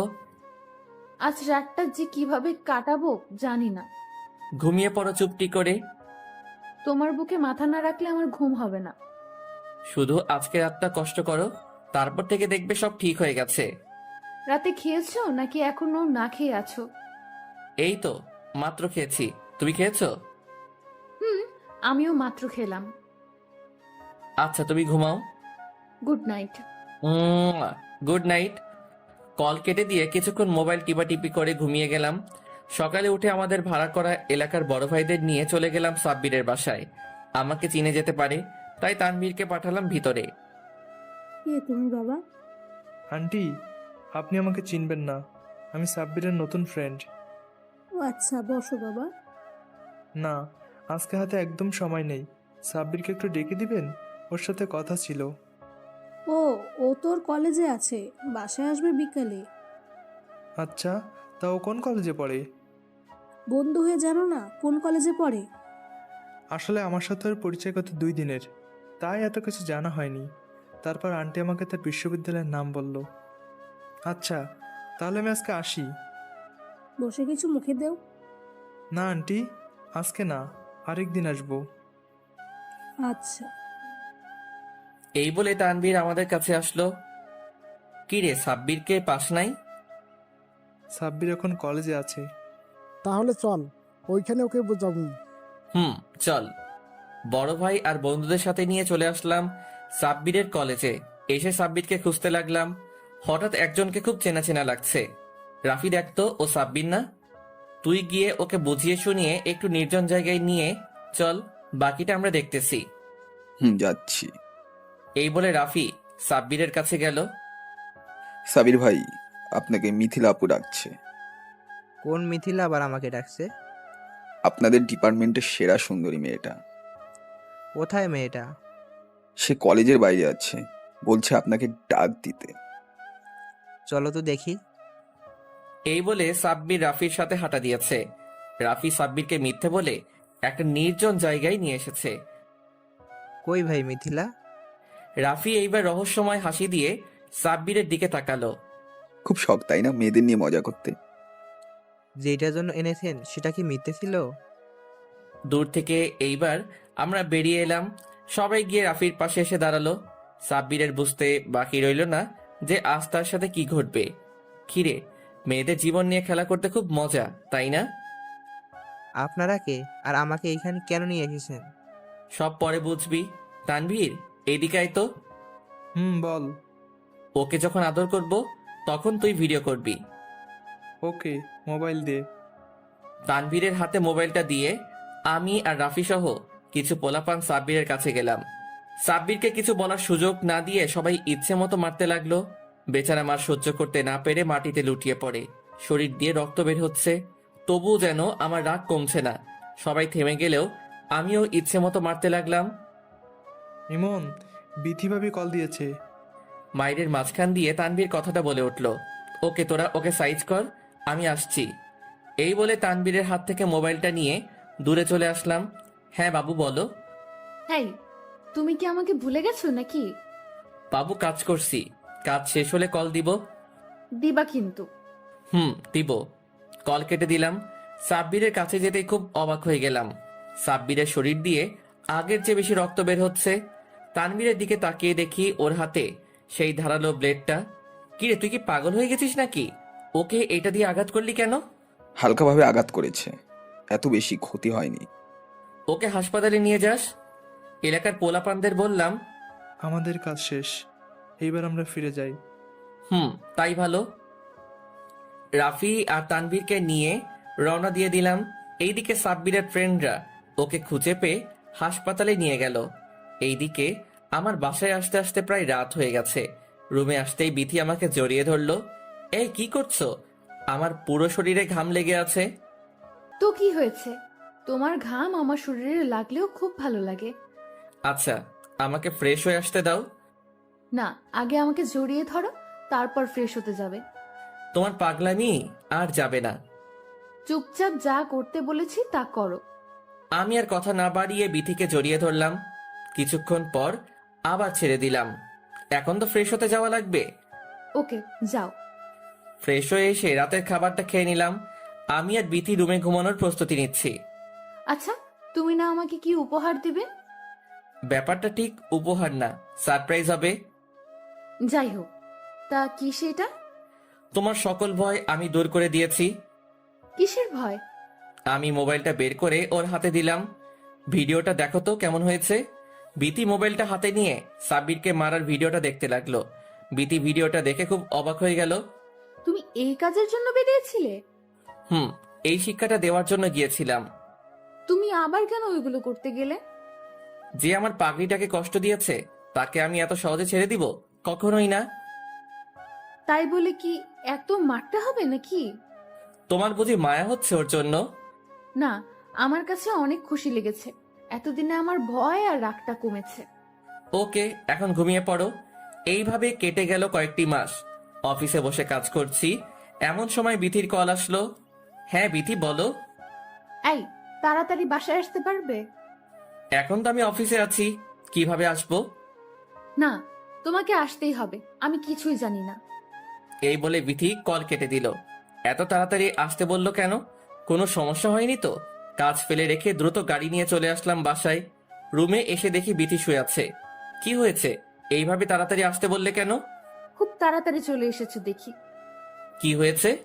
জানো, আজকে আমি অনেক খুশি। কারণটা শুনলে তুমিও খুশি হবে। তাহলে বলো সেই কারণটা। না, আমার লজ্জা করছে, তুমি বুঝে নাও। আরে তুমি না বললে আমি বুঝবো কেমনে? বলো প্লিজ। তুমি বাবা হতে চলেছো। বিথির কথা শুনে বলার ভাষা হারিয়ে ফেলেছি। আমি কি ভুল শুনেছি নাকি? কি বলেছো আবার বলো। কেন, শুনতে পাওনি? তুমি পিচ্চি বাচ্চার বাবা হবে। বিথির কথা শুনে এত খুশি হলাম যে বিথিকে কোলে তুলে ঘোরাতে লাগলাম। এই, কি করছো? আমাকে নামাও, ভয় লাগছে খুব। না, আজকে নামাবো না, আজ আমি অনেক খুশি। ইয়াহু! হয়েছে, এবার আমাকে নামাও প্লিজ। বিথিকে কোল থেকে নামালাম। আজ সত্যি আমি অনেক খুশি, কারণ তুমি আমাকে সেরা গিফট উপহার দিতে যাচ্ছ। আগে আমার জন্য আচার নিয়ে আসো, তারপর কথা হবে। ওকে, এক্ষুনি যাচ্ছি। এই বলে ঘর থেকে বেরিয়ে যেতে মায়ের সাথে দেখা। কিরে, বইয়ের জন্য আচার কিনতে যাচ্ছিস বুঝি? ইয়ে মানে মা। থাক, আর লজ্জা পেতে হবে না। এখন যে কাজের জন্য যাচ্ছিস সেটা কর। দোকানে এসে বিথির জন্য নানান ধরনের চাটনি কিনলাম। বাসায় এসে বিথিকে দিলাম। এই নাও আচার, আর আজ থেকে তুমি কোনো কাজ করবে না। তাহলে কাজ করবে কে সব? তোমার সব আমি কাজ করে দিব। তোমার কাজ হচ্ছে আমার পিচিটার খেয়াল রাখা। তাহলে আমার খেয়াল কে রাখবে? তোমার খেয়াল আমি রাখবো। ওকে, দেখবো কেমন খেয়াল রাখতে পারো। তুমি এখন রেস্ট নাও, আমি আসছি। কই যাও তুমি? আসছি, তুমি শুয়ে থাকো। এই বলে বাসা থেকে বেরিয়ে তানভীরকে কল দিলাম। দোস্ত, একটু আড্ডা দেওয়ার জায়গায় আসতে পারবি? কেন? এখন আবার কি কাজ? তাড়াতাড়ি আয়, সব বলছি। ওকে। কল কেটে দিয়ে রাফিকে কল দিলাম। হ্যাঁ দোস্ত, বল। দোস্ত, একটু আমাদের আড্ডা দেওয়ার জায়গায় আসতে পারবি? ওকে, আমি আসছি। কল কেটে দিয়ে ফারিয়াকে কল করলাম। কিরে, এতদিন পর আমার কথা মনে পড়লো? এত কথা বলার টাইম নেই, আমাদের আড্ডাখানায় তাড়াতাড়ি আয়। কেন এত জরুরি কেন? আসতে বলেছি, আসবি ব্যাস। ওকে, আসছি। কল কেটে দিয়ে আমি দ্রুত আড্ডাখানায় চলে গেলাম। গিয়ে দেখি একটা শালাও আসলো না। ওদের জন্য অপেক্ষা করতে লাগলাম। কিছুক্ষণ পর তিনজন একসাথে আসলো। কিরে, তোদের আসতে এত দেরি হলো কেন? আরে ভাই, কল দিলে তো আর আসা যায় না, আমাদেরও তো কিছু কাজ থাকে। এখন এত কথা বাদ দে, আগে বল কেন ডেকেছিস? আজকে তোদের মন খুলে ট্রিট দিব, তাই ডেকেছি। কারণটা কি? আজ তোকে অনেক খুশি খুশি লাগছে। ঠিক ধরেছিস, আজকে আমি সত্যি অনেক খুশি।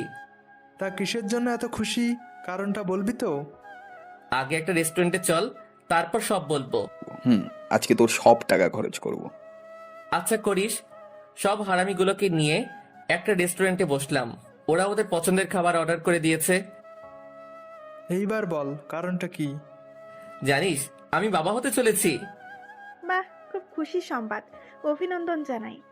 শালা, এত তাড়াতাড়ি খেলে দিয়েছিস? এই বলে ওরা হাসাহাসি করতে লাগলো। ওই শালা, কেলিয়ে দাঁত ভেঙে দিব কিন্তু। তানভীর, ঠিকই বলেছিস। কেমন করলি কামটা? এই, তোরা চুপ থাকবি? তোদের বেলা আসুক, তারপর দেখাবো মজা। বন্ধু, আমি মজা করেছি, মাইন্ড করিস না। আরে ধুর, মাইন্ড নেওয়ার কি আছে। এইভাবে ওদের সাথে কতক্ষণ আড্ডা দিয়ে বাসায় চলে আসলাম। এসে দেখি বিথি অপ্রয়োজনীয় কাজ করছে। এইটা দেখে মেজাজ গরম হয়ে গেছে। এই, তোমাকে না বললাম কাজ না করতে, তাহলে এইগুলো কেন করছো? আমি এখনো পুরো অসুস্থ হয়ে যাইনি, কাজ করতে পারবো আমি। তবুও তুমি কোনো কাজ করবে না? একটু করলে সমস্যা নেই তো। একবার বলেছি না এইসব না করতে? আমার কোনো কথাই তো তুমি শুনছো না। আমার ধমক খেয়ে বিথি একবারে চুপ হয়ে গেছে, আর ভয় পেয়েছে অনেক। আমার কোনো কথার জবাব না দিয়ে চলে গেল রুমে। কিছুক্ষণ টিভি দেখে রুমে এসে দেখি লাইট অফ করা। লাইটটা অন করে দেখি বিথি বিছানার এক কোণে গাল ফুলিয়ে বসে আছে। হয়তো আমার কথায় কষ্ট পেয়েছে। আমি গিয়ে ওকে ধরলাম। এই, তুমি আমাকে ধরবে না। ও মা, আমার পাগড়িটা বুঝি আমার সাথে খুব রাগ করেছে? এই বলে বিথিকে শক্ত করে জড়িয়ে ধরলাম। এই পাগলি, আমি কি তোমার খারাপ চেয়েছি নাকি? দেখো, তুমি যদি কাজ করো, আল্লাহ না করুক তোমার কোনো ক্ষতি হয়ে গেলে আমার কি হবে? তাই বলে আমাকে ধমক দিবে? ওকে বাবা, সরি, আর দিব না। এইবারের মতো মাফ করে দাও। দিব একটা শর্তে। বলো রাজি কিনা? কি সেই শর্ত? আমাকে প্রতিদিন ঘুম পাড়িয়ে দিতে হবে। ওকে রাজি। তুমিও কোনো কাজ করবা না? ওকে, করব না। রাতে বিথির কথা মতো ওকে ঘুম পাড়িয়ে দিয়ে আমিও ঘুমিয়ে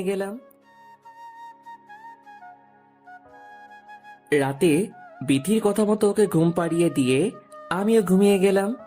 সকালে উঠে দেখি বিথি আমার বুকের উপর বাচ্চাদের মতো ঘুমাচ্ছে। ওর ঘুমন্ত চেহারাতে যেন খুব মায়াবী লাগছে। ইচ্ছে করছিল ওর ঘুমন্ত চেহারার দিকে অপলক তাকিয়ে থাকতে, কিন্তু অফিসের তারা আর কাজটা করতে দিল না। এই বিথি, উঠো। এই কি হয়েছে? আমাকে ঘুমাতে দাও। এই, আমার অফিসে দেরি হয়ে যাচ্ছে, তাড়াতাড়ি ওঠো। ধুর, আমার ঘুমটা নষ্ট করে দিলে। আমার অফিস আছে আজকে, তুমি এইভাবে শুয়ে থাকলে আমি যাব কি করে? হয়েছে, এবার ফ্রেশ হতে যাও। যাচ্ছি। বিথিকে বুক থেকে সরিয়ে ফ্রেশ হতে গেলাম। সবার সাথে বসে নাস্তা করে নিলাম। অফিসে যাওয়ার জন্য রেডি হচ্ছি, আর পাগলিটা আমার টাইটা বেঁধে দিচ্ছে। এই অবস্থাতেও আমার টাই বেঁধে দেওয়া লাগে? আচ্ছা, তুমি কি শুরু করলা? আমি এখনো সুস্থ আছি, আর তুমি আমাকে অসুস্থ বানিয়ে দিলে। তোমার এখন নিজের উপর যত্ন নেওয়া প্রয়োজন। এই অবস্থাতে তোমার কিছুই করা উচিত নয়। এই, আসার সময় আমার জন্য আচার নিয়ে আসবে। কেন আনবো না? অবশ্যই আনবো। এইবার আমার আরেক নিয়মের কথা মনে আছে না? আছে তো। এই বলে বিথির কপালে ভালোবাসার পরশ এঁকে দিয়ে চলে আসলাম। অফিসে এসে কাজ করতে লাগলাম। এমন সময় ম্যানেজার রফিক আসলো। স্যার আসবো? হ্যাঁ রফিক সাহেব, আসুন, বলেন কি প্রয়োজন? স্যার, আমাদের প্রজেক্টটা সম্পর্কে অনেকের ধারণা স্পষ্ট নয়, আর সামনে এটা নিয়ে কাজ করতে হবে। হ্যাঁ, এইখানে নতুন তথ্য কোনটা? এই বিষয়ে ধারণা না থাকায় আমাদের আগামীতে সমস্যা হতে পারে, তাই সবাইকে এটা জানিয়ে দিন। ওকে, তুমি সবাইকে মিটিং রুমে নিয়ে যাও, আমি আসছি। Okay sir. এই বলে রফিক চলে গেল। আমিও ওনার পিছন পিছন মিটিং রুমে ঢুকলাম। সবাইকে নিয়ে আলোচনা করছি। এমন সময় বিথির কল আসলো। কলটা দেখেও রিসিভ করি নাই, কারণ মিটিং এর মধ্যে কলটা ধরা বেমানান। একের পর এক কল দিয়ে যাচ্ছে বিথি, তাই বাধ্য হয়ে মোবাইলটা বন্ধ করে দিয়েছি। মিটিং এর কাজ শেষ করে কেবিনে আসলাম। এসে বিথিকে কল দিলাম, কিন্তু ওর মোবাইল বন্ধ বলছে। হয়তো আমার খোঁজ খবর নেওয়ার জন্য কল দিয়েছে। এইটা ভেবে আবার অফিসের কাজ করতে লাগলাম। অফিসের কাজ শেষ করে বাসায় ফিরলাম। এসে দেখি বাসাটা নিরিবিলি বিরাজ করছে। মা বাবা দুজনে চুপচাপ বসে আছে। আমি কিছু না বলে রুমে গেলাম। ফ্রেশ হয়ে এসে একটা জিনিস খেয়াল করলাম। সেটা হলো, আমি আসার পর থেকে বিথিকে দেখতে পাইনি। তাই মাকে জিজ্ঞেস করলাম, মা, বিথি কই? মা এমনভাবে আমার দিকে তাকিয়েছে যেন আমি কোনো ভুল প্রশ্ন করে ফেলেছি। কি হলো, কথা বলছো না কেন? বিথি কই? বিথিকে আমি তাড়িয়ে দিয়েছি। মায়ের কথা শুনে যেন আকাশ থেকে পড়লাম, আর সাথে অবাক হলাম। বিথিকে তাড়িয়ে দিয়েছো মানে? ও একটা খারাপ মেয়ে, ও একটা ধর্ষিতা মেয়ে। মায়ের কথা শুনে কথা বলার ভাষা হারিয়ে ফেলেছি। মা, তুমি এগুলো কি বলছো? কেন, তুই কি জানোস না যে ও ধর্ষিতা মেয়ে? বাহ মা বাহ, তোমার কথায় আর কাজে কোনো মিল নেই। কি বলতে চাস তুই? আমি বলতে চাই এই কথা যে, যেই বাবা মা আমাকে শিক্ষা দিয়েছিল যে পাপীকে নয় পাপকে ঘৃণা করো, আজ তাদের দ্বারা এমন নিকৃষ্ট কাজ হতে পারে তা আমার জানা ছিল না। কোনো ধর্ষিতা মেয়ে আমার বাড়ির বউ হবে না। বিথির কথা ছেড়ে দাও। আরে, ওর মধ্যে বড় হচ্ছে আমাদের বাড়ির প্রদীপ। সেইটা কি তোমরা ভুলে গেছো? তুই এখন এগুলো কেন বলছিস? বিথি তো ইচ্ছে করে ধর্ষিত হয়নি, তাকে জোর করা হয়েছে, সেটা কি জানো না?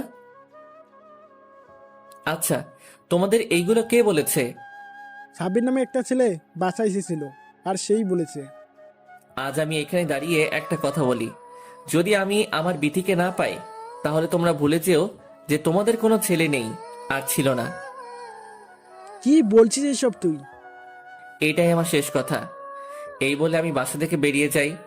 বিথিদের বাড়িতে কল দিলাম, কিন্তু বিথি সেইখানে যাই নাই। অনেক খোঁজাখুঁজি করে ক্লান্ত হয়ে রাস্তার পাশে বসে আছি।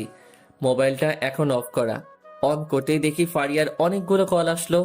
আমিও দেরি না করে ফারিয়াকে কল দিলাম। কিরে, অনেকগুলো দিয়েছিস দেখলাম, কারণ কি? তুই একটু আমার বাসায় আসতে পারবি? দোস্ত, ভালো লাগছে না, পরে আসবো। আমি তোরা এখন আসতে বলেছি, তাই তুই এখনই আসবি। বাসায় গিয়ে কি করব? আসলেই দেখতে পারবি তুই, তাড়াতাড়ি আয়। আসছি। ফারিয়ার জোরাজোরিতে আর না গিয়ে পারলাম না। ফারিয়ার বাসায় গিয়ে কলিং বেল চাপ দিলাম। ফারিয়া দরজাটা খুলে দিল। কিরে, ডাকলি কেন? আমার রুমে যা, তারপর বলছি। আমি ফারিয়ার রুমে ঢুকে অবাক হয়ে যাই। কারণ সেইখানে বিথি আছে। বিথিকে শক্ত করে জড়িয়ে ধরে কান্না করে দিলাম। এই, তুমি আমাকে ছেড়ে চলে আসলে কেন? কে বলেছে আমি চলে আসছি? আমি তো তোমাকে ছাড়া থাকতে পারবো না।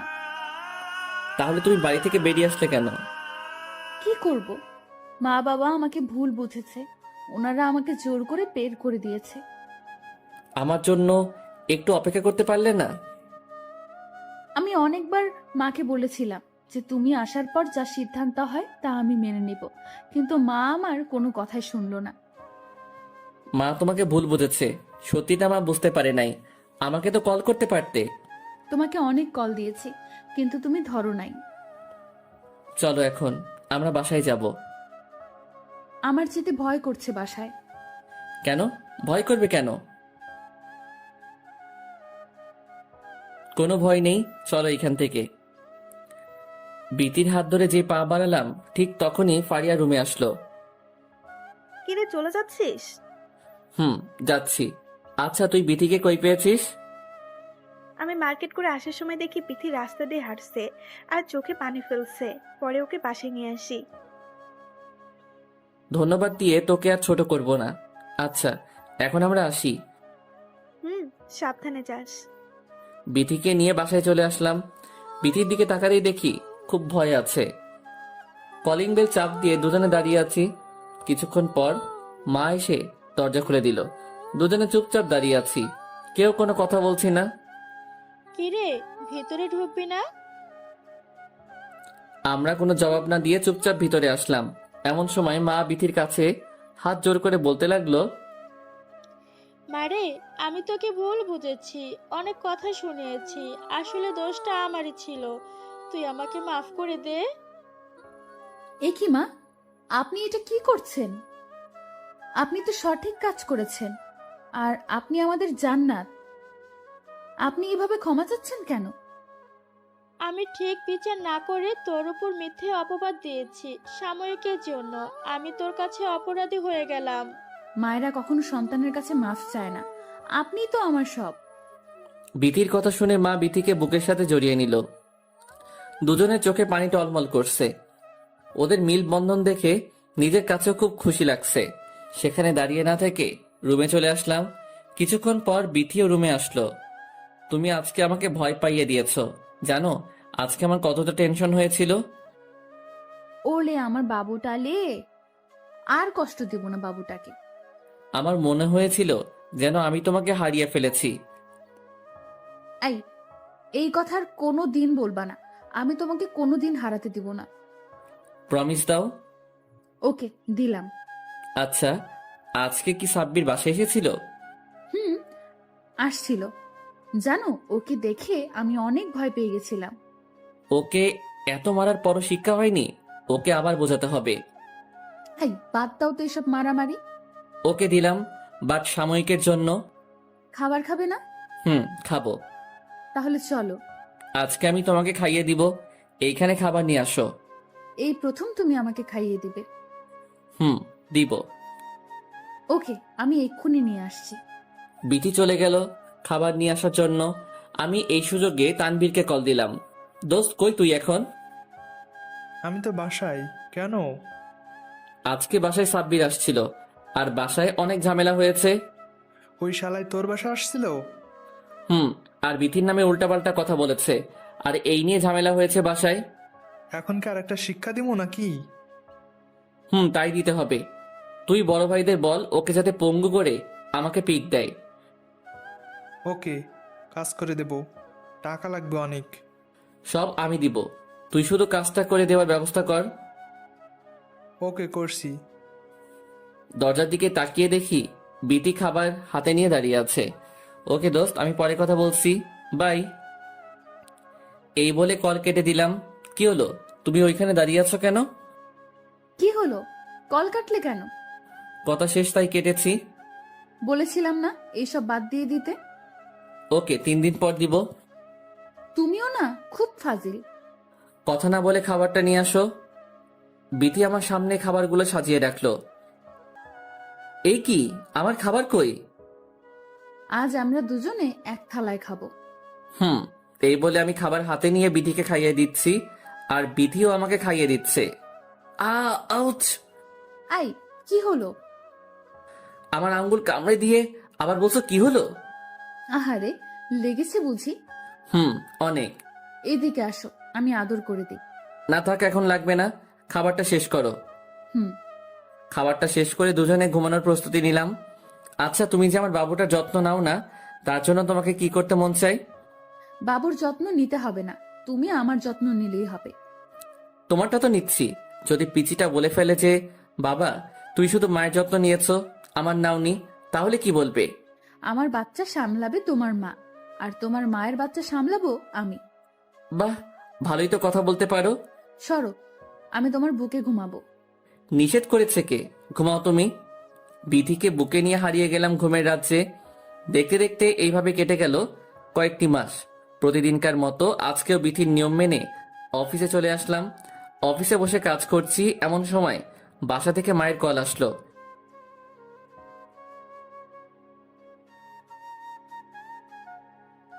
হ্যাঁ মা, বলো। বাবা, তুই একটু ইসলামিয়া হাসপাতালে আসতে পারবি? হঠাৎ হাসপাতালে গিয়ে কি করব? বেথির হঠাৎ করে পেটে ব্যথা উঠেছে, আমরা ওকে হাসপাতালে নিয়ে আসি। কি?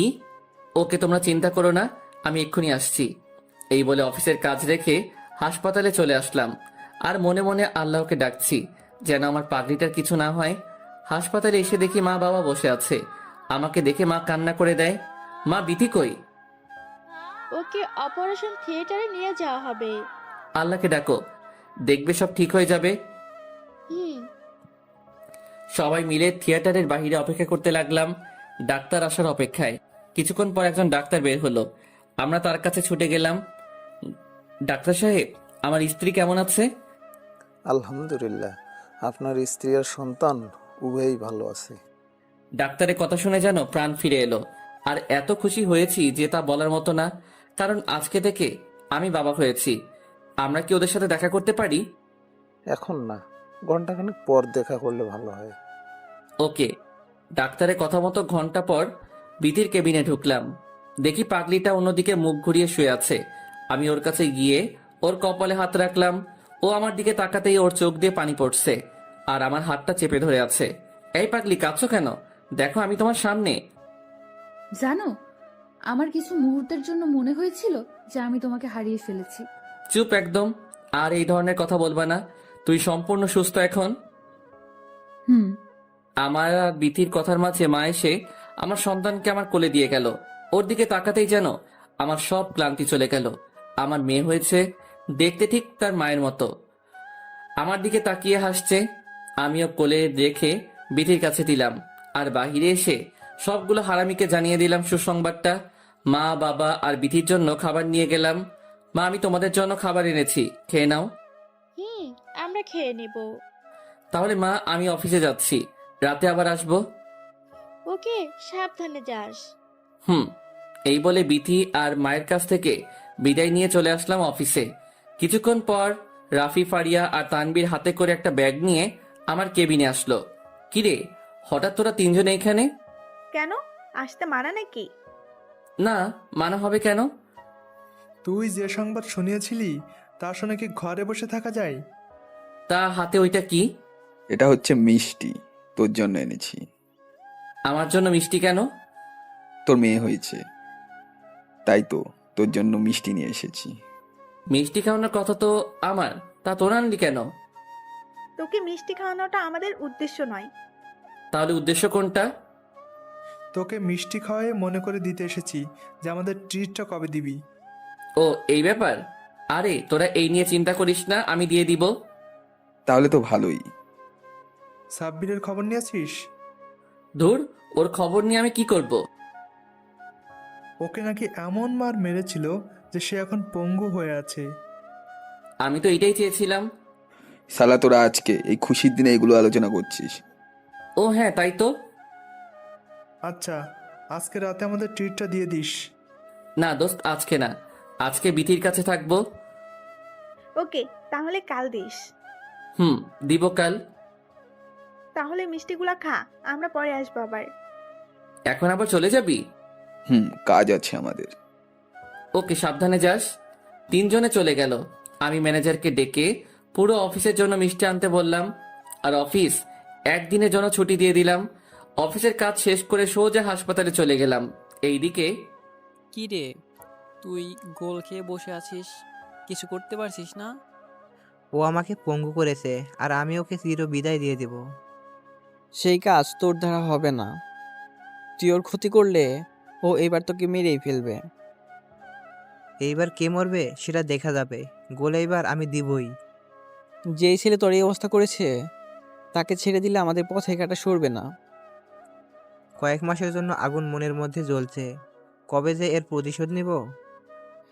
আমি ইমনের উপর সর্বক্ষণ দৃষ্টি রাখছি, তুই চিন্তা করিস না। গুড। ও কখন কি করে, কোথায় যায়, সব আমাকে জানতে হবে। ওকে, আমি পরে আসবো, আমার আরেক জায়গায় কাজ আছে। ওকে যা, আর খবর পাইলে জানাইস। এইদিকে আমি হাসপাতালে চলে এলাম। এসে দেখি মা আর বিথি আমার সন্তানের সাথে মজা করছে। কিরে, তুই এসেছিস? মাত্র আসলাম। ডাক্তার বলেছে যে কাল বিথিকে রিলিজ করে নিতে পারবো। ও, তাহলে তো ভালোই। মায়ের সাথে কথা বলে চলে গেলাম বিথির কাছে। কেমন লাগছে এখন? ভালো লাগছে। আজকে সারাদিন তোমাকে খুব মিস করেছি। তুমি একলা করেছো, আমি কি করি নাই? না, তুমি করো নাই। কিভাবে বুঝলে যে আমি করি নাই? যদি করতে তাহলে আমাকে একটা কল দিতে। আজ পুরো অফিসের সাথে আমার খুশিটা ভাগ করে দিয়েছি, তাই তোমাকে আর কল দিতে পারি নাই। দুপুরে কিছু খেয়েছো তো? আমি খেয়েছি। আচ্ছা, আমি একটু মায়ের কাছে যাই। যাও। মায়ের কাছে গিয়ে বলতে লাগলাম, মা, তোমরা সারা দিন এখানে ছিলে, তুমিও হয়তো ক্লান্ত হয়ে পড়েছো। তুমি আর বাবা বাসায় যাও। না, আমাদের কিচ্ছু হয় নাই। তুই বাসায় গিয়ে ফ্রেশ হ, তারপর না হয় আমরা যাব। ওকে। এই বলে আমি দ্রুত গাড়ি নিয়ে বাসায় আসলাম। এসে ফ্রেশ হয়ে নিলাম।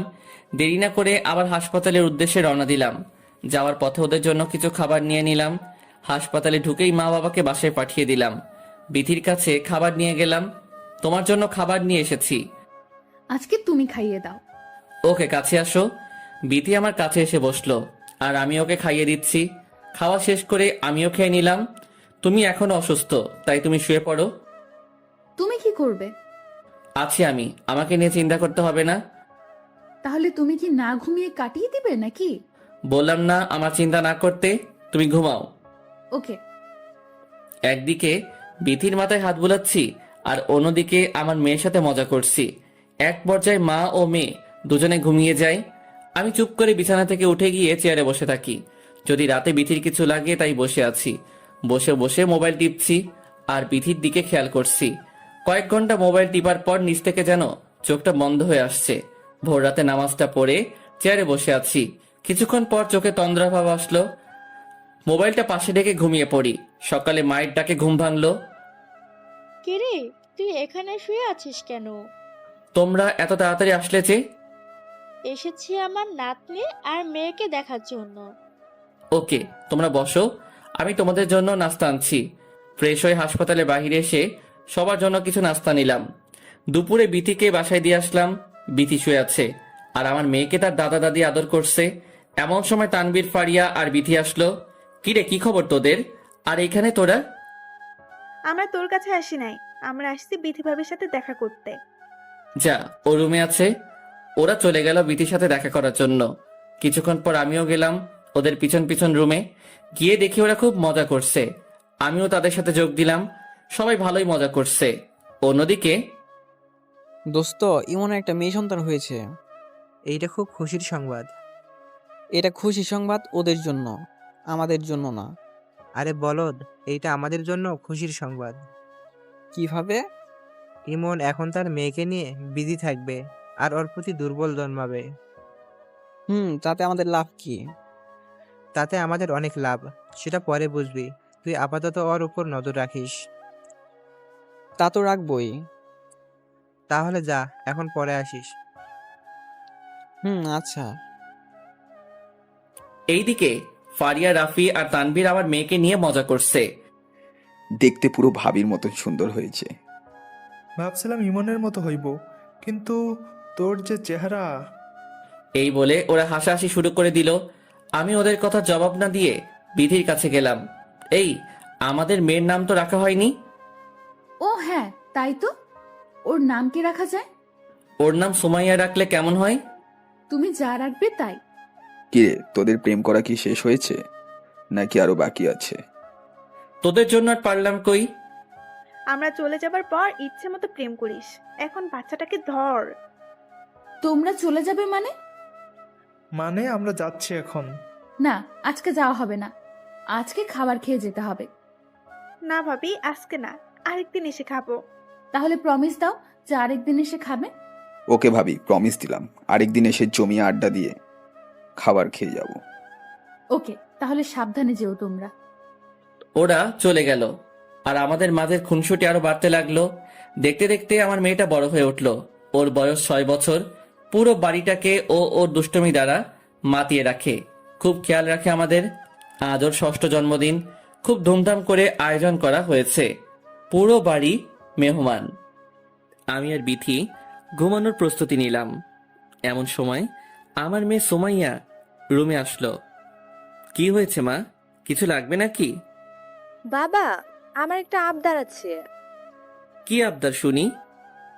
আমাকে আর মাকে নিয়ে তোমাকে ঘুরতে যেতে হবে। ওকে, আপনার আবদার গ্রহণ করলাম। আমরা কালই ঘুরতে যাব। ধন্যবাদ বাবা। এই বলে আমার গালে একটা চুমু দিয়ে দৌড় দিল। দেখেছো, আমার মেয়েটা দেখতে দেখতে আজকে কথা বলতে শিখে গেছে। তা তো দেখছি, কিন্তু আরেকটা জিনিসও দেখছি। কি সেইটা? পাগলের সাথে আরেক পাগলকে দেখেছি। মানে? সুমাইয়া ঘুরতে বলে গেল আর তুমি রাজি হয়ে গেলে? আমার মেয়ে ঘুরতে যেতে চেয়েছে আর আমি ওকে না করে দিব? তা কবে? কাল যাবে ঘুরতে? কাল যাব আমরা। বিকেলে গাড়িতে উঠবো। আচ্ছা, তাহলে তো কাপড় গোছাতে হয়। কাল সকালে গোছাবো। এখন ঘুমাও, আমার খুব ঘুম পাচ্ছে। আমারও। সারাদিন কাজ করে ক্লান্ত। এই, তোমার কাছে কোলবালিশ কেন? ওইটাকে ছুঁড়ে ফেলো। ও, আমি তো ভুলেই গেছি যে আমার কোলবালিশ তো তুমি। এখন আমাকে জড়িয়ে ধরো। বিথিকে জড়িয়ে ধরে ঘুমিয়ে গেছি। সকালে উঠে দেখি বিথির জায়গায় সুমাইয়া শুয়ে আছে। সুমাইয়া আমাকে দেখে হাসতে লাগলো। আমি ওকে দেখে কিছুটা অবাক হয়ে গেলাম। সুমাইয়া, তুমি এখানে? সকালে তোমাদের রুমে এসে দেখি তুমি মাকে ধরে শুয়ে আছো। তখন আমি তোমার হাতটা সরিয়ে আমি শুয়ে পড়ি তোমার কোলে। সুমাইয়ার কথা শুনে খুব লজ্জা পেলাম। শুধু আমি না, সাথে বিথিও লজ্জা পেল।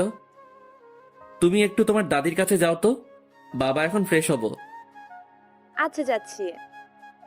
এই বলে সুমাইয়া রুম থেকে বেরিয়ে গেল। এই, তুমি রাতে দরজা বন্ধ করো নাই? করেছি তো, রাতে মায়ের কাছে গিয়েছিলাম, তখন আর বন্ধ করি নাই। তোমার ভুলের কারণে দুজনে মেয়েটার কাছে খুব লজ্জা পেলাম। আর মেয়েটাও না এত পেকেছে যা বলার বাহিরে। দেখতে হবে না কার মেয়ে। তোমার আশকারা পেয়ে মেয়েটা একেবারে মাথায় উঠেছে। এই, আজকে কিন্তু আমাদের ঘুরতে যাওয়ার কথা, মনে আছে কথাটা? আছে। খাবার খাওয়ার পর জামা কাপড় গোছাবো। ওকে, আমি ফ্রেশ হয়ে আসছি। যাও। ফ্রেশ হয়ে এসে নাস্তা করলাম। সুমাইয়া তার দাদির সাথে খেলা করছে। আমি রুমে এসে দেখি বিথি ব্যাগ গোছানোর কাজে ব্যস্ত।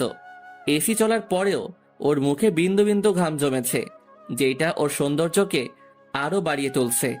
আমি বিথিকে পিছন থেকে জড়িয়ে ধরলাম। এই, কি করছো? কেউ দেখে ফেলবে তো। দেখলে আমার সমস্যা নাই, আমি তোমাকে ধরেছি, অন্য কাউকে তো আর ধরি নাই। আচ্ছা, তুমি দেখতেছো আমার কাজ আছে, এখন ছাড়ো। তোমার মুখের ঘামগুলোর কারণে তোমাকে খুব সুন্দর লাগছে।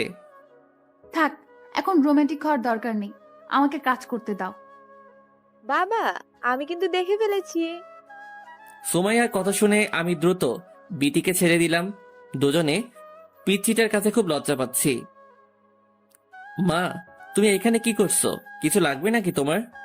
আমি এসেছি তোমার জামাগুলো দিতে। ওকে, দাও, আমরা গুছিয়ে দিচ্ছি। এই যে এগুলা। সুমাইয়ার হাত থেকে জামাগুলো নিয়ে বিথিকে দিলাম। সুমাইয়া রুম থেকে চলে গেল।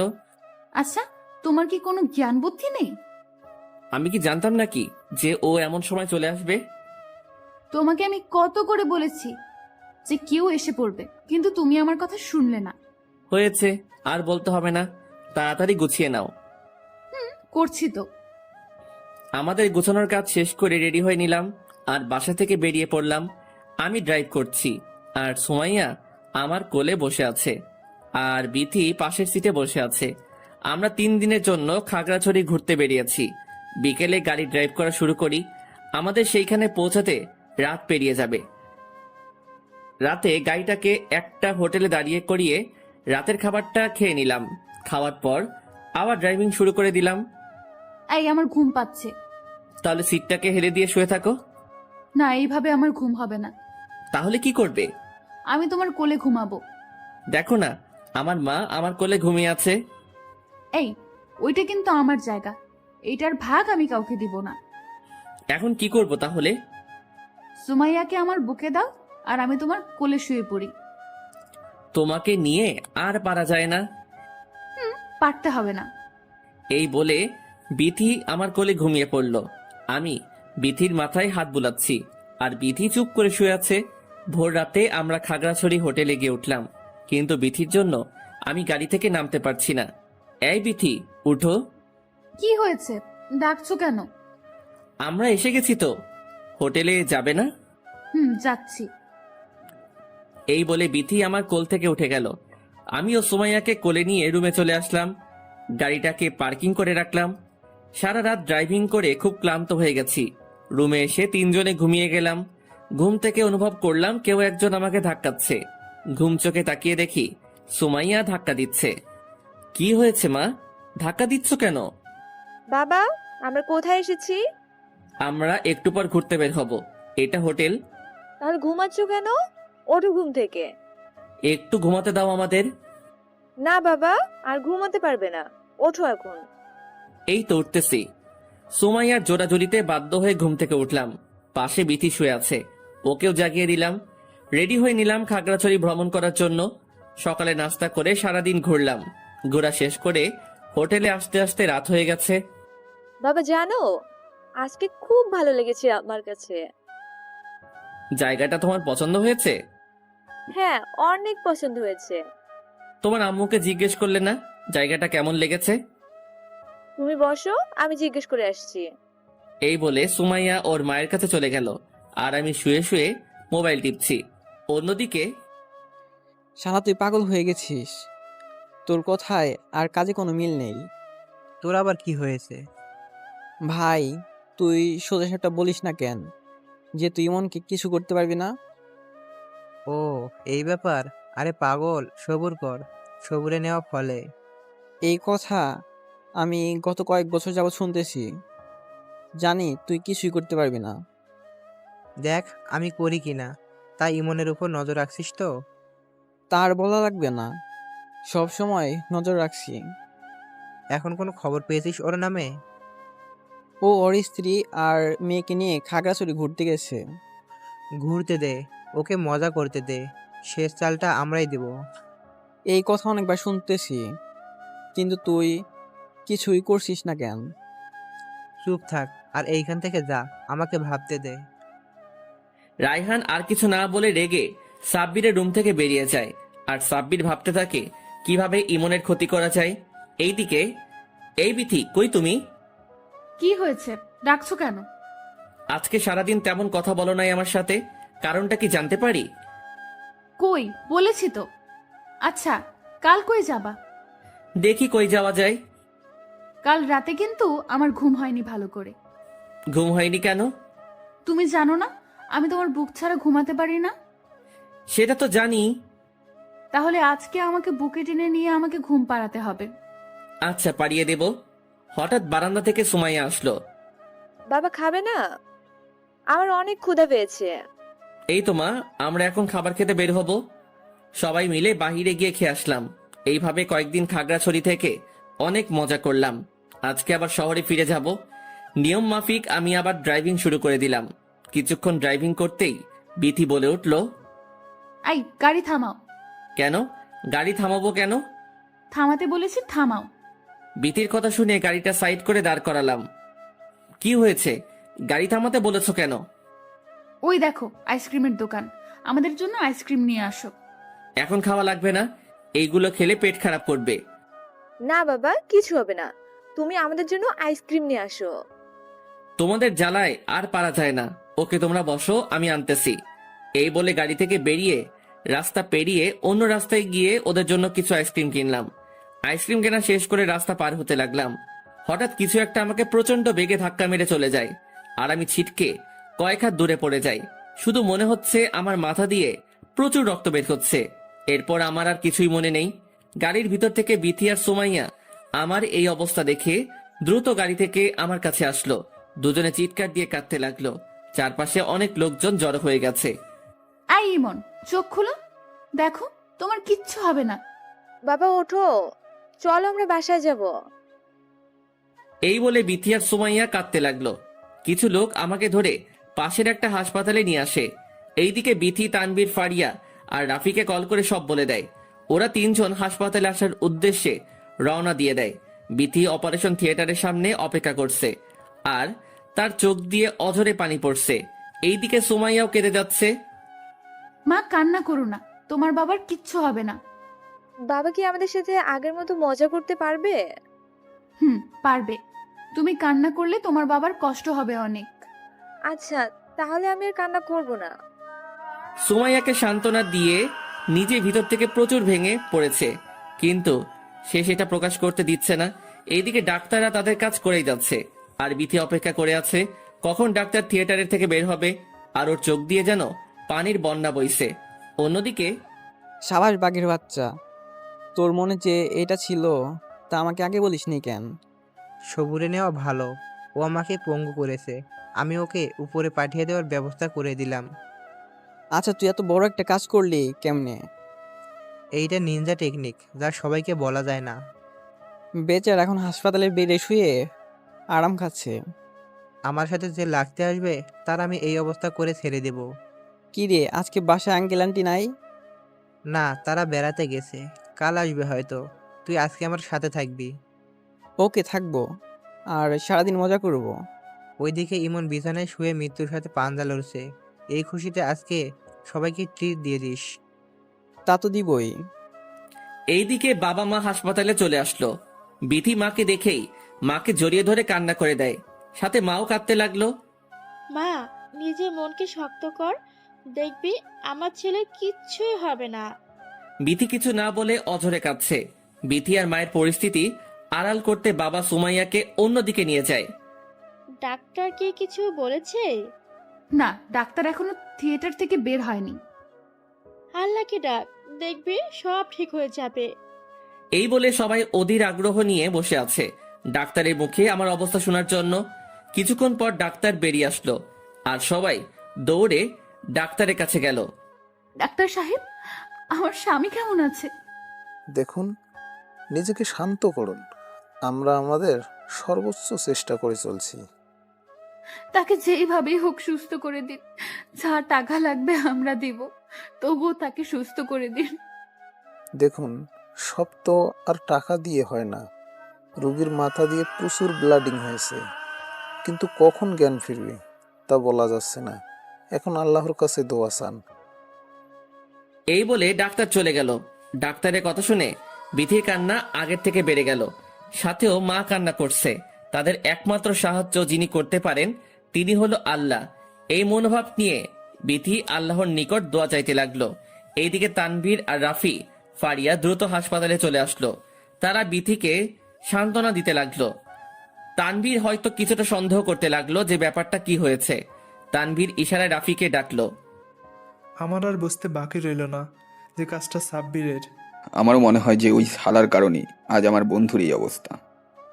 ওকে যে আমার কি করতে মন চায় সেটা আমি নিজেও জানি না। চল আজকে সব প্রতিশোধ একসাথে তুলব। ওকে, চল তাহলে। দাঁড়া, আমি ফারিয়ার কাছ থেকে বলে আসি। রাফি চলে গেল ফারিয়ার কাছে। ফারিয়া, তুই ভাবির কাছে থাক, তোর প্রয়োজন হতে পারে। কেন? তোরা কোথায় যাচ্ছিস? আমরা একটা কাজে যাচ্ছি, তুই থাকিস ওখানে। আমি জানি তোরা কই যাচ্ছিস। ওকে যা, সফলভাবে ফিরে আসবি। হুম। রাফি আর তানভীর চলে গেল সাব্বিরকে মারার উদ্দেশ্যে। অন্যদিকে দোস্ত আমি একটু দোকান থেকে আসি, মোবাইলে টাকা ঢোকাবো। আমার জন্য সিগারেট নিয়ে আসিস। সাবধানে থাকিস, আমি হয়তো আসতে একটু দেরি হতে পারে। আচ্ছা। এই বলে রায়হান সাব্বিরকে একা রেখে চলে গেল। রায়হানের যাওয়ার কিছুক্ষণ পর রাফি আর তানভীর ঢুকলো সাব্বিরের রুমে। এ কি, তোরা এইখানে কি করতে এসেছিস? আমার বন্ধুকে অসহায় বানিয়ে তুই মজা করছিস এখানে। বেশ করেছি, আর তোদেরও করব, শুধু অপেক্ষা কর। ও আচ্ছা, আগে আমাদের হাত থেকে বেঁচে দেখা, তারপর আমাদের মারিস। মানে এখন দেখবি। এই বলে ধারালো অস্ত্র দিয়ে সাব্বিরকে কোপাতে লাগলো। কয়েকটা আঘাত করতেই সাব্বিরের প্রাণ চলে যায়। পুরো মেঝে রক্তে ভেসে আছে। রাফি আর তানভীর তাদের কাজ শেষ করে ফিরে যাচ্ছে হাসপাতালের উদ্দেশ্যে। হাসপাতালে যাওয়ার আগে তাদের রক্তমাখা জামা পরিবর্তন করে ফেলে। অন্যদিকে রায়হান কাজ শেষ করে সাব্বিরের রুমে ঢুকে অবাক হয়ে যায়। তার পুরো শরীর কাটা দিয়ে ওঠে। সাব্বিরের রক্তমাখা শরীর আর মেঝে দেখে কি করবে রায়হান তা ভাবতে শিউরে উঠছে সে। হঠাৎ এগুলো কি করে হলো? না, এইখানে থাকা ঠিক নয়। পরে এর দায়ে আমিও ফেঁসে যেতে পারি। আমাকে এখান থেকে পালাতে হবে কেউ দেখার আগে। এই বলে রায়হান সেইখান থেকে পালিয়ে যায়। এইদিকে বিথি আর মা বসে আছে আমাকে দেখার জন্য। কিছুক্ষণ পর একটা নার্স আসলো তাদের কাছে। আপনারা গিয়ে দেখতে পারেন রোগীকে, তবে কোনো শব্দ করবেন না ভিতরে। নার্সের কথা শেষ হওয়ার আগেই বিথি আর মা আর সুমাইয়া এবং বাবা আর ফারিয়া ঢুকে পড়ে কেবিনে। আমার পুরো মাথা ব্যান্ডেজ করানো, যেটা দেখে বিথি শব্দ করে কান্না করে দেয়। মা তাকে নানানভাবে সান্ত্বনা দেওয়া শুরু করে। সে কান্নাটাকে ভিতরে চেপে ধরে আমার পাশে বসলো, আমার গালে তার হাতটা রাখলো। এইদিকে আমার মেয়ে সুমাইয়া এসে বলতে লাগলো, বাবা, আমি আর কোনোদিন আইসক্রিম খাওয়ার জন্য বলবো না। তুমি আমাদের সাথে রাগ করেছো তাই না? আমি আর কিছুর জন্য বায়না করব না। প্লিজ তুমি আমাদের সাথে কথা বলো। সুমাইয়ার কথাগুলো শুনে যেন বিথির বুকটা ফেটে যাচ্ছে। সহ্য করতে না পেরে সে কেবিন থেকে বেরিয়ে যায়। এইদিকে ফারিয়ার চোখেও পানি দেখা যাচ্ছে। তানভীর আর রাফি এর মধ্যে হাসপাতালে এসে গেছে। ভাবি, আপনাদের জন্য আমি খাবার আনছি, আপনারা একটু অপেক্ষা করুন। তোমরা দুজন কই গিয়েছিলে? একটা কাজ ছিল জরুরি, তাই দুজনে সেটা করতে গিয়েছি। ও আচ্ছা। তাহলে আমি গিয়ে খাবার নিয়ে আসি। তানভীর চলে গেল খাবার নিয়ে আসার জন্য। এর মধ্যে ডাক্তার আসলো। আমি সকল রিপোর্ট চেক করেছি, আল্লাহর রহমতে তেমন ক্ষতি হয়নি। এখন জ্ঞান ফেরার অপেক্ষায় আছে। জ্ঞান কখন ফিরবে তা কি বলা যাচ্ছে না? হতে পারে জ্ঞান এখন ফিরবে না, হতে পারে কয়েকদিন পর ফিরবে। সবই আল্লাহর ইচ্ছে। এই বলে ডাক্তার চলে গেল। প্রীতি মনে মনে আল্লাহর কাছে সাহায্য চাইতে লাগলো। কিছুক্ষণ পর তানভীর খাবার নিয়ে আসলো। সবাই খেয়ে নিল, শুধু দুইজন বাদে, তারা হলো বিথি আর মা। মা, আপনি খেয়ে নিন। না রে মা, খেতে মন চাচ্ছে না আমার, তুমি বরং খেয়ে নাও। আমি পরে খাবো, আর আপনার শরীরটা খারাপ করবে, তাই আপনি খেয়ে নিন। বিথির জোরাজোরিতে মা খাবারটা খেয়ে নিল, কিন্তু বিথি এখনো কিছু খায়নি। কিছুক্ষণ পর মায়ের কথা মতো বিথিও খাবার খেয়ে নিল। সবাই হতাশ মনে বসে আছে আর অপেক্ষা করছে আমার জ্ঞান ফেরার অপেক্ষায়। কিছুক্ষণ পর সুমাইয়া দৌড়ে তার মায়ের কাছে আসলো। মা, বাবা নড়ছে। চোখ মেলে দেখি বিথি আর মা দৌড়ে আমার কেবিনে আসলো। মা চলে গেল ডাক্তারকে ডাকার জন্য। ডাক্তার এসে সব চেক করলো। আর কোনো ভয়ের কারণ নেই, সব বিপদ আল্লাহর রহমতে কেটে গেছে। অস্পষ্ট চোখে খেয়াল করলাম বিথির মুখে হাসি ফুটে উঠেছে। তানভীর, ফারিয়া আর রাফির চোখেও পানি দেখা যাচ্ছে। বিথি আর মা এসে আমার পাশে বসছে। বিথির চোখ দিয়ে পানি পড়ছে। ওর কান্না আমার একদম সহ্য হয় না। বারবার বলতে ইচ্ছে করছে যে, এই পাগলি, কাঁদছো কেন? আমার তো কিছু হয় নাই, আমি তো তোমার সামনে আছি। বিথির কান্না যেন আমার কাছে কেমন জানি লেগে উঠছে। এমন সময় সুমাইয়া আমার কাছে আসলো। বাবা, আমি তোমাকে আর কিছুর জন্য বলবো না। তুমি আমার উপর রাগ করো না। তুমি আমার সাথে কথা না বললে আমার খুব কষ্ট হয়। সুমাইয়ার কথাগুলো শুনে আমার চোখের কোণে পানি গড়িয়ে পড়ছে, যেটা একমাত্র বিথি খেয়াল করেছে। সুমাইয়া, বাবাকে এসব বলো না, বাবার কষ্ট হবে। তুমি দাদুর কাছে যাও। না, আমি বাবার কাছে থাকবো, আমি কোথাও যাব না। এই বলে সুমাইয়া আমার কাছে বসে রইল। এইভাবে কয়েকদিন হাসপাতালে রেখে আমাকে বাসায় রিলিজ দেওয়া হয়। আমি এখন কিছুটা কথা বলতে পারি, কিন্তু হাঁটতে পারি না। বিথি রোজ আমাকে হাঁটতে সাহায্য করে। আজকে সকালেও কাজের কারণে আমি তোমাকে হাঁটাতে পারি নাই, এখন হাঁটাবো, চলো। প্লিজ, এখন না, পরে হাঁটবো। না, কোনো ফাঁকিবাজি নয়, যা বলছি তাই করতে হবে। আচ্ছা আচ্ছা, আমাকে ধরো। আমাকে কাঁধে হাত রাখো আর আমাকে জড়িয়ে ধরো শক্ত করে। আমি বিথির কথা মতো বিথির কাঁধে এমনভাবে হাত রাখলাম মনে হচ্ছে আমি ওকে জড়িয়ে ধরে আছি। বিথি এইভাবে আমাকে হাঁটায় রোজ। আমার হাঁটা দেখে আমার মেয়ে সোমাইয়া আমার কাছে আসলো।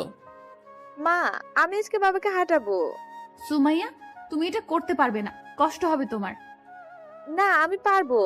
আমি আজকে বাবাকে হাঁটাবো। মা, তুমি আমার পা ধরে হাঁটো, তাহলেই হবে। ওকে বাবা। এই বলে সুমাইয়া আমার পা ধরে আমার সাথে হাঁটতে লাগলো। বিথি আর সুমাইয়া আমার এইভাবে খেয়াল রাখে। ওদের যত্নের কারণে কি আর অসুস্থ থাকা যায় নাকি? ধীরে ধীরে সম্পূর্ণ সুস্থ হয়ে উঠি আমি। আজ আমি আল্লাহর রহমতে সম্পূর্ণ সুস্থ। রাতে একটু হেলান দিয়ে চোখ বুজে বসে আছি, এমন সময় অনুভব করলাম কেউ জানি আমাকে গুঁতা দিচ্ছে। তাকিয়ে দেখি ফারিয়া, রাফি, তানভীর দাঁড়িয়ে আছে। আরে দোস্ত, তোরা? তুই আজকে সম্পূর্ণ সুস্থ, তাই তোকে দেখতে এসেছি আমরা। এতদিন আসিস নাই কেন? আরে বেটা, আমাদের তো কিছু না কিছু কাজ থাকে, আজকে ফ্রি ছিলাম তাই এসে গেছি। বিথি কই? ভাবি আমাদের জন্য নাস্তা বানিয়ে নিচ্ছে। শুধু নাস্তা পানি কাজ হবে না, আমাদের সাথে রাতে খেতে হবে। ওকে আজকে খাবো আমরা। দোস্ত, একটা খবর শুনেছি। কি খবর? সাবির মারা গেছে। ওকে কে যেন কুপিয়ে হত্যা করেছে। ছেলেটাকে আমরাও মারলাম, আর এখন ও আমাদের ছেড়ে চলে গেছে। তুই কখন শুনেছিস যে ও মারা গেছে? কয়েকদিন আগে শুনেছি বিথির কাছ থেকে। আজকে একটা কথা শুনে রাখ। কি কথা? যে আমার বন্ধুর ক্ষতি করবে আমরা তাকে ছেড়ে দিব না। তার মানে তোরা? ঠিক ধরছিস, আমরাই সাবিরকে খুন করি। তোরা আবার ওকে খুন করতে গেলি কেন? যে তোকে মারতে চেয়েছে তাকে কি আমরা এত তাড়াতাড়ি ছেড়ে দেব? তার মানে আমার অ্যাক্সিডেন্টের পিছনে সাব্বিরের হাত ছিল? তা নয় তো কি। বাহ, বন্ধুদের হাতটা অনেক লম্বা করলি। আজকে থেকে আর মারামারি করব না। আমিও তাই ভাবছি।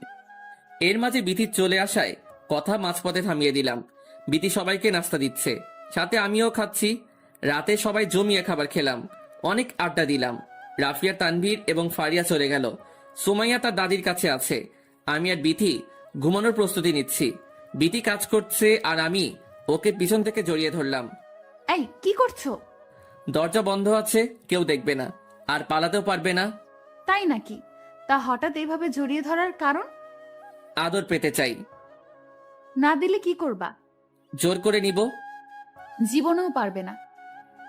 বিথির কথা শুনে ওকে শক্ত করে জড়িয়ে ধরে 4 ঠোঁট এক করে দিলাম। টানা 5 মিনিট পর ছেড়ে দিলাম। আর একটু হলে তো মরে যেতাম। তাহলে তুমি শিখিয়ে দাও আমাকে। তোমার লুচু পাঠকরা তো সব দেখছে, কিভাবে শেখাবো? এই মিয়ারা কি দেখেন? যান এখান থেকে, আর আমাকে কিছু শিখতে দিন। ওরা মনে হয় যাবে না, তোমার পাঠকেরা তোমার মতো লুচু। লাইট অফ করে দিলে আর দেখবে না। লাইট অফ করে দুজনে পাড়ি জমালাম অজানা ভালোবাসার গহীনে।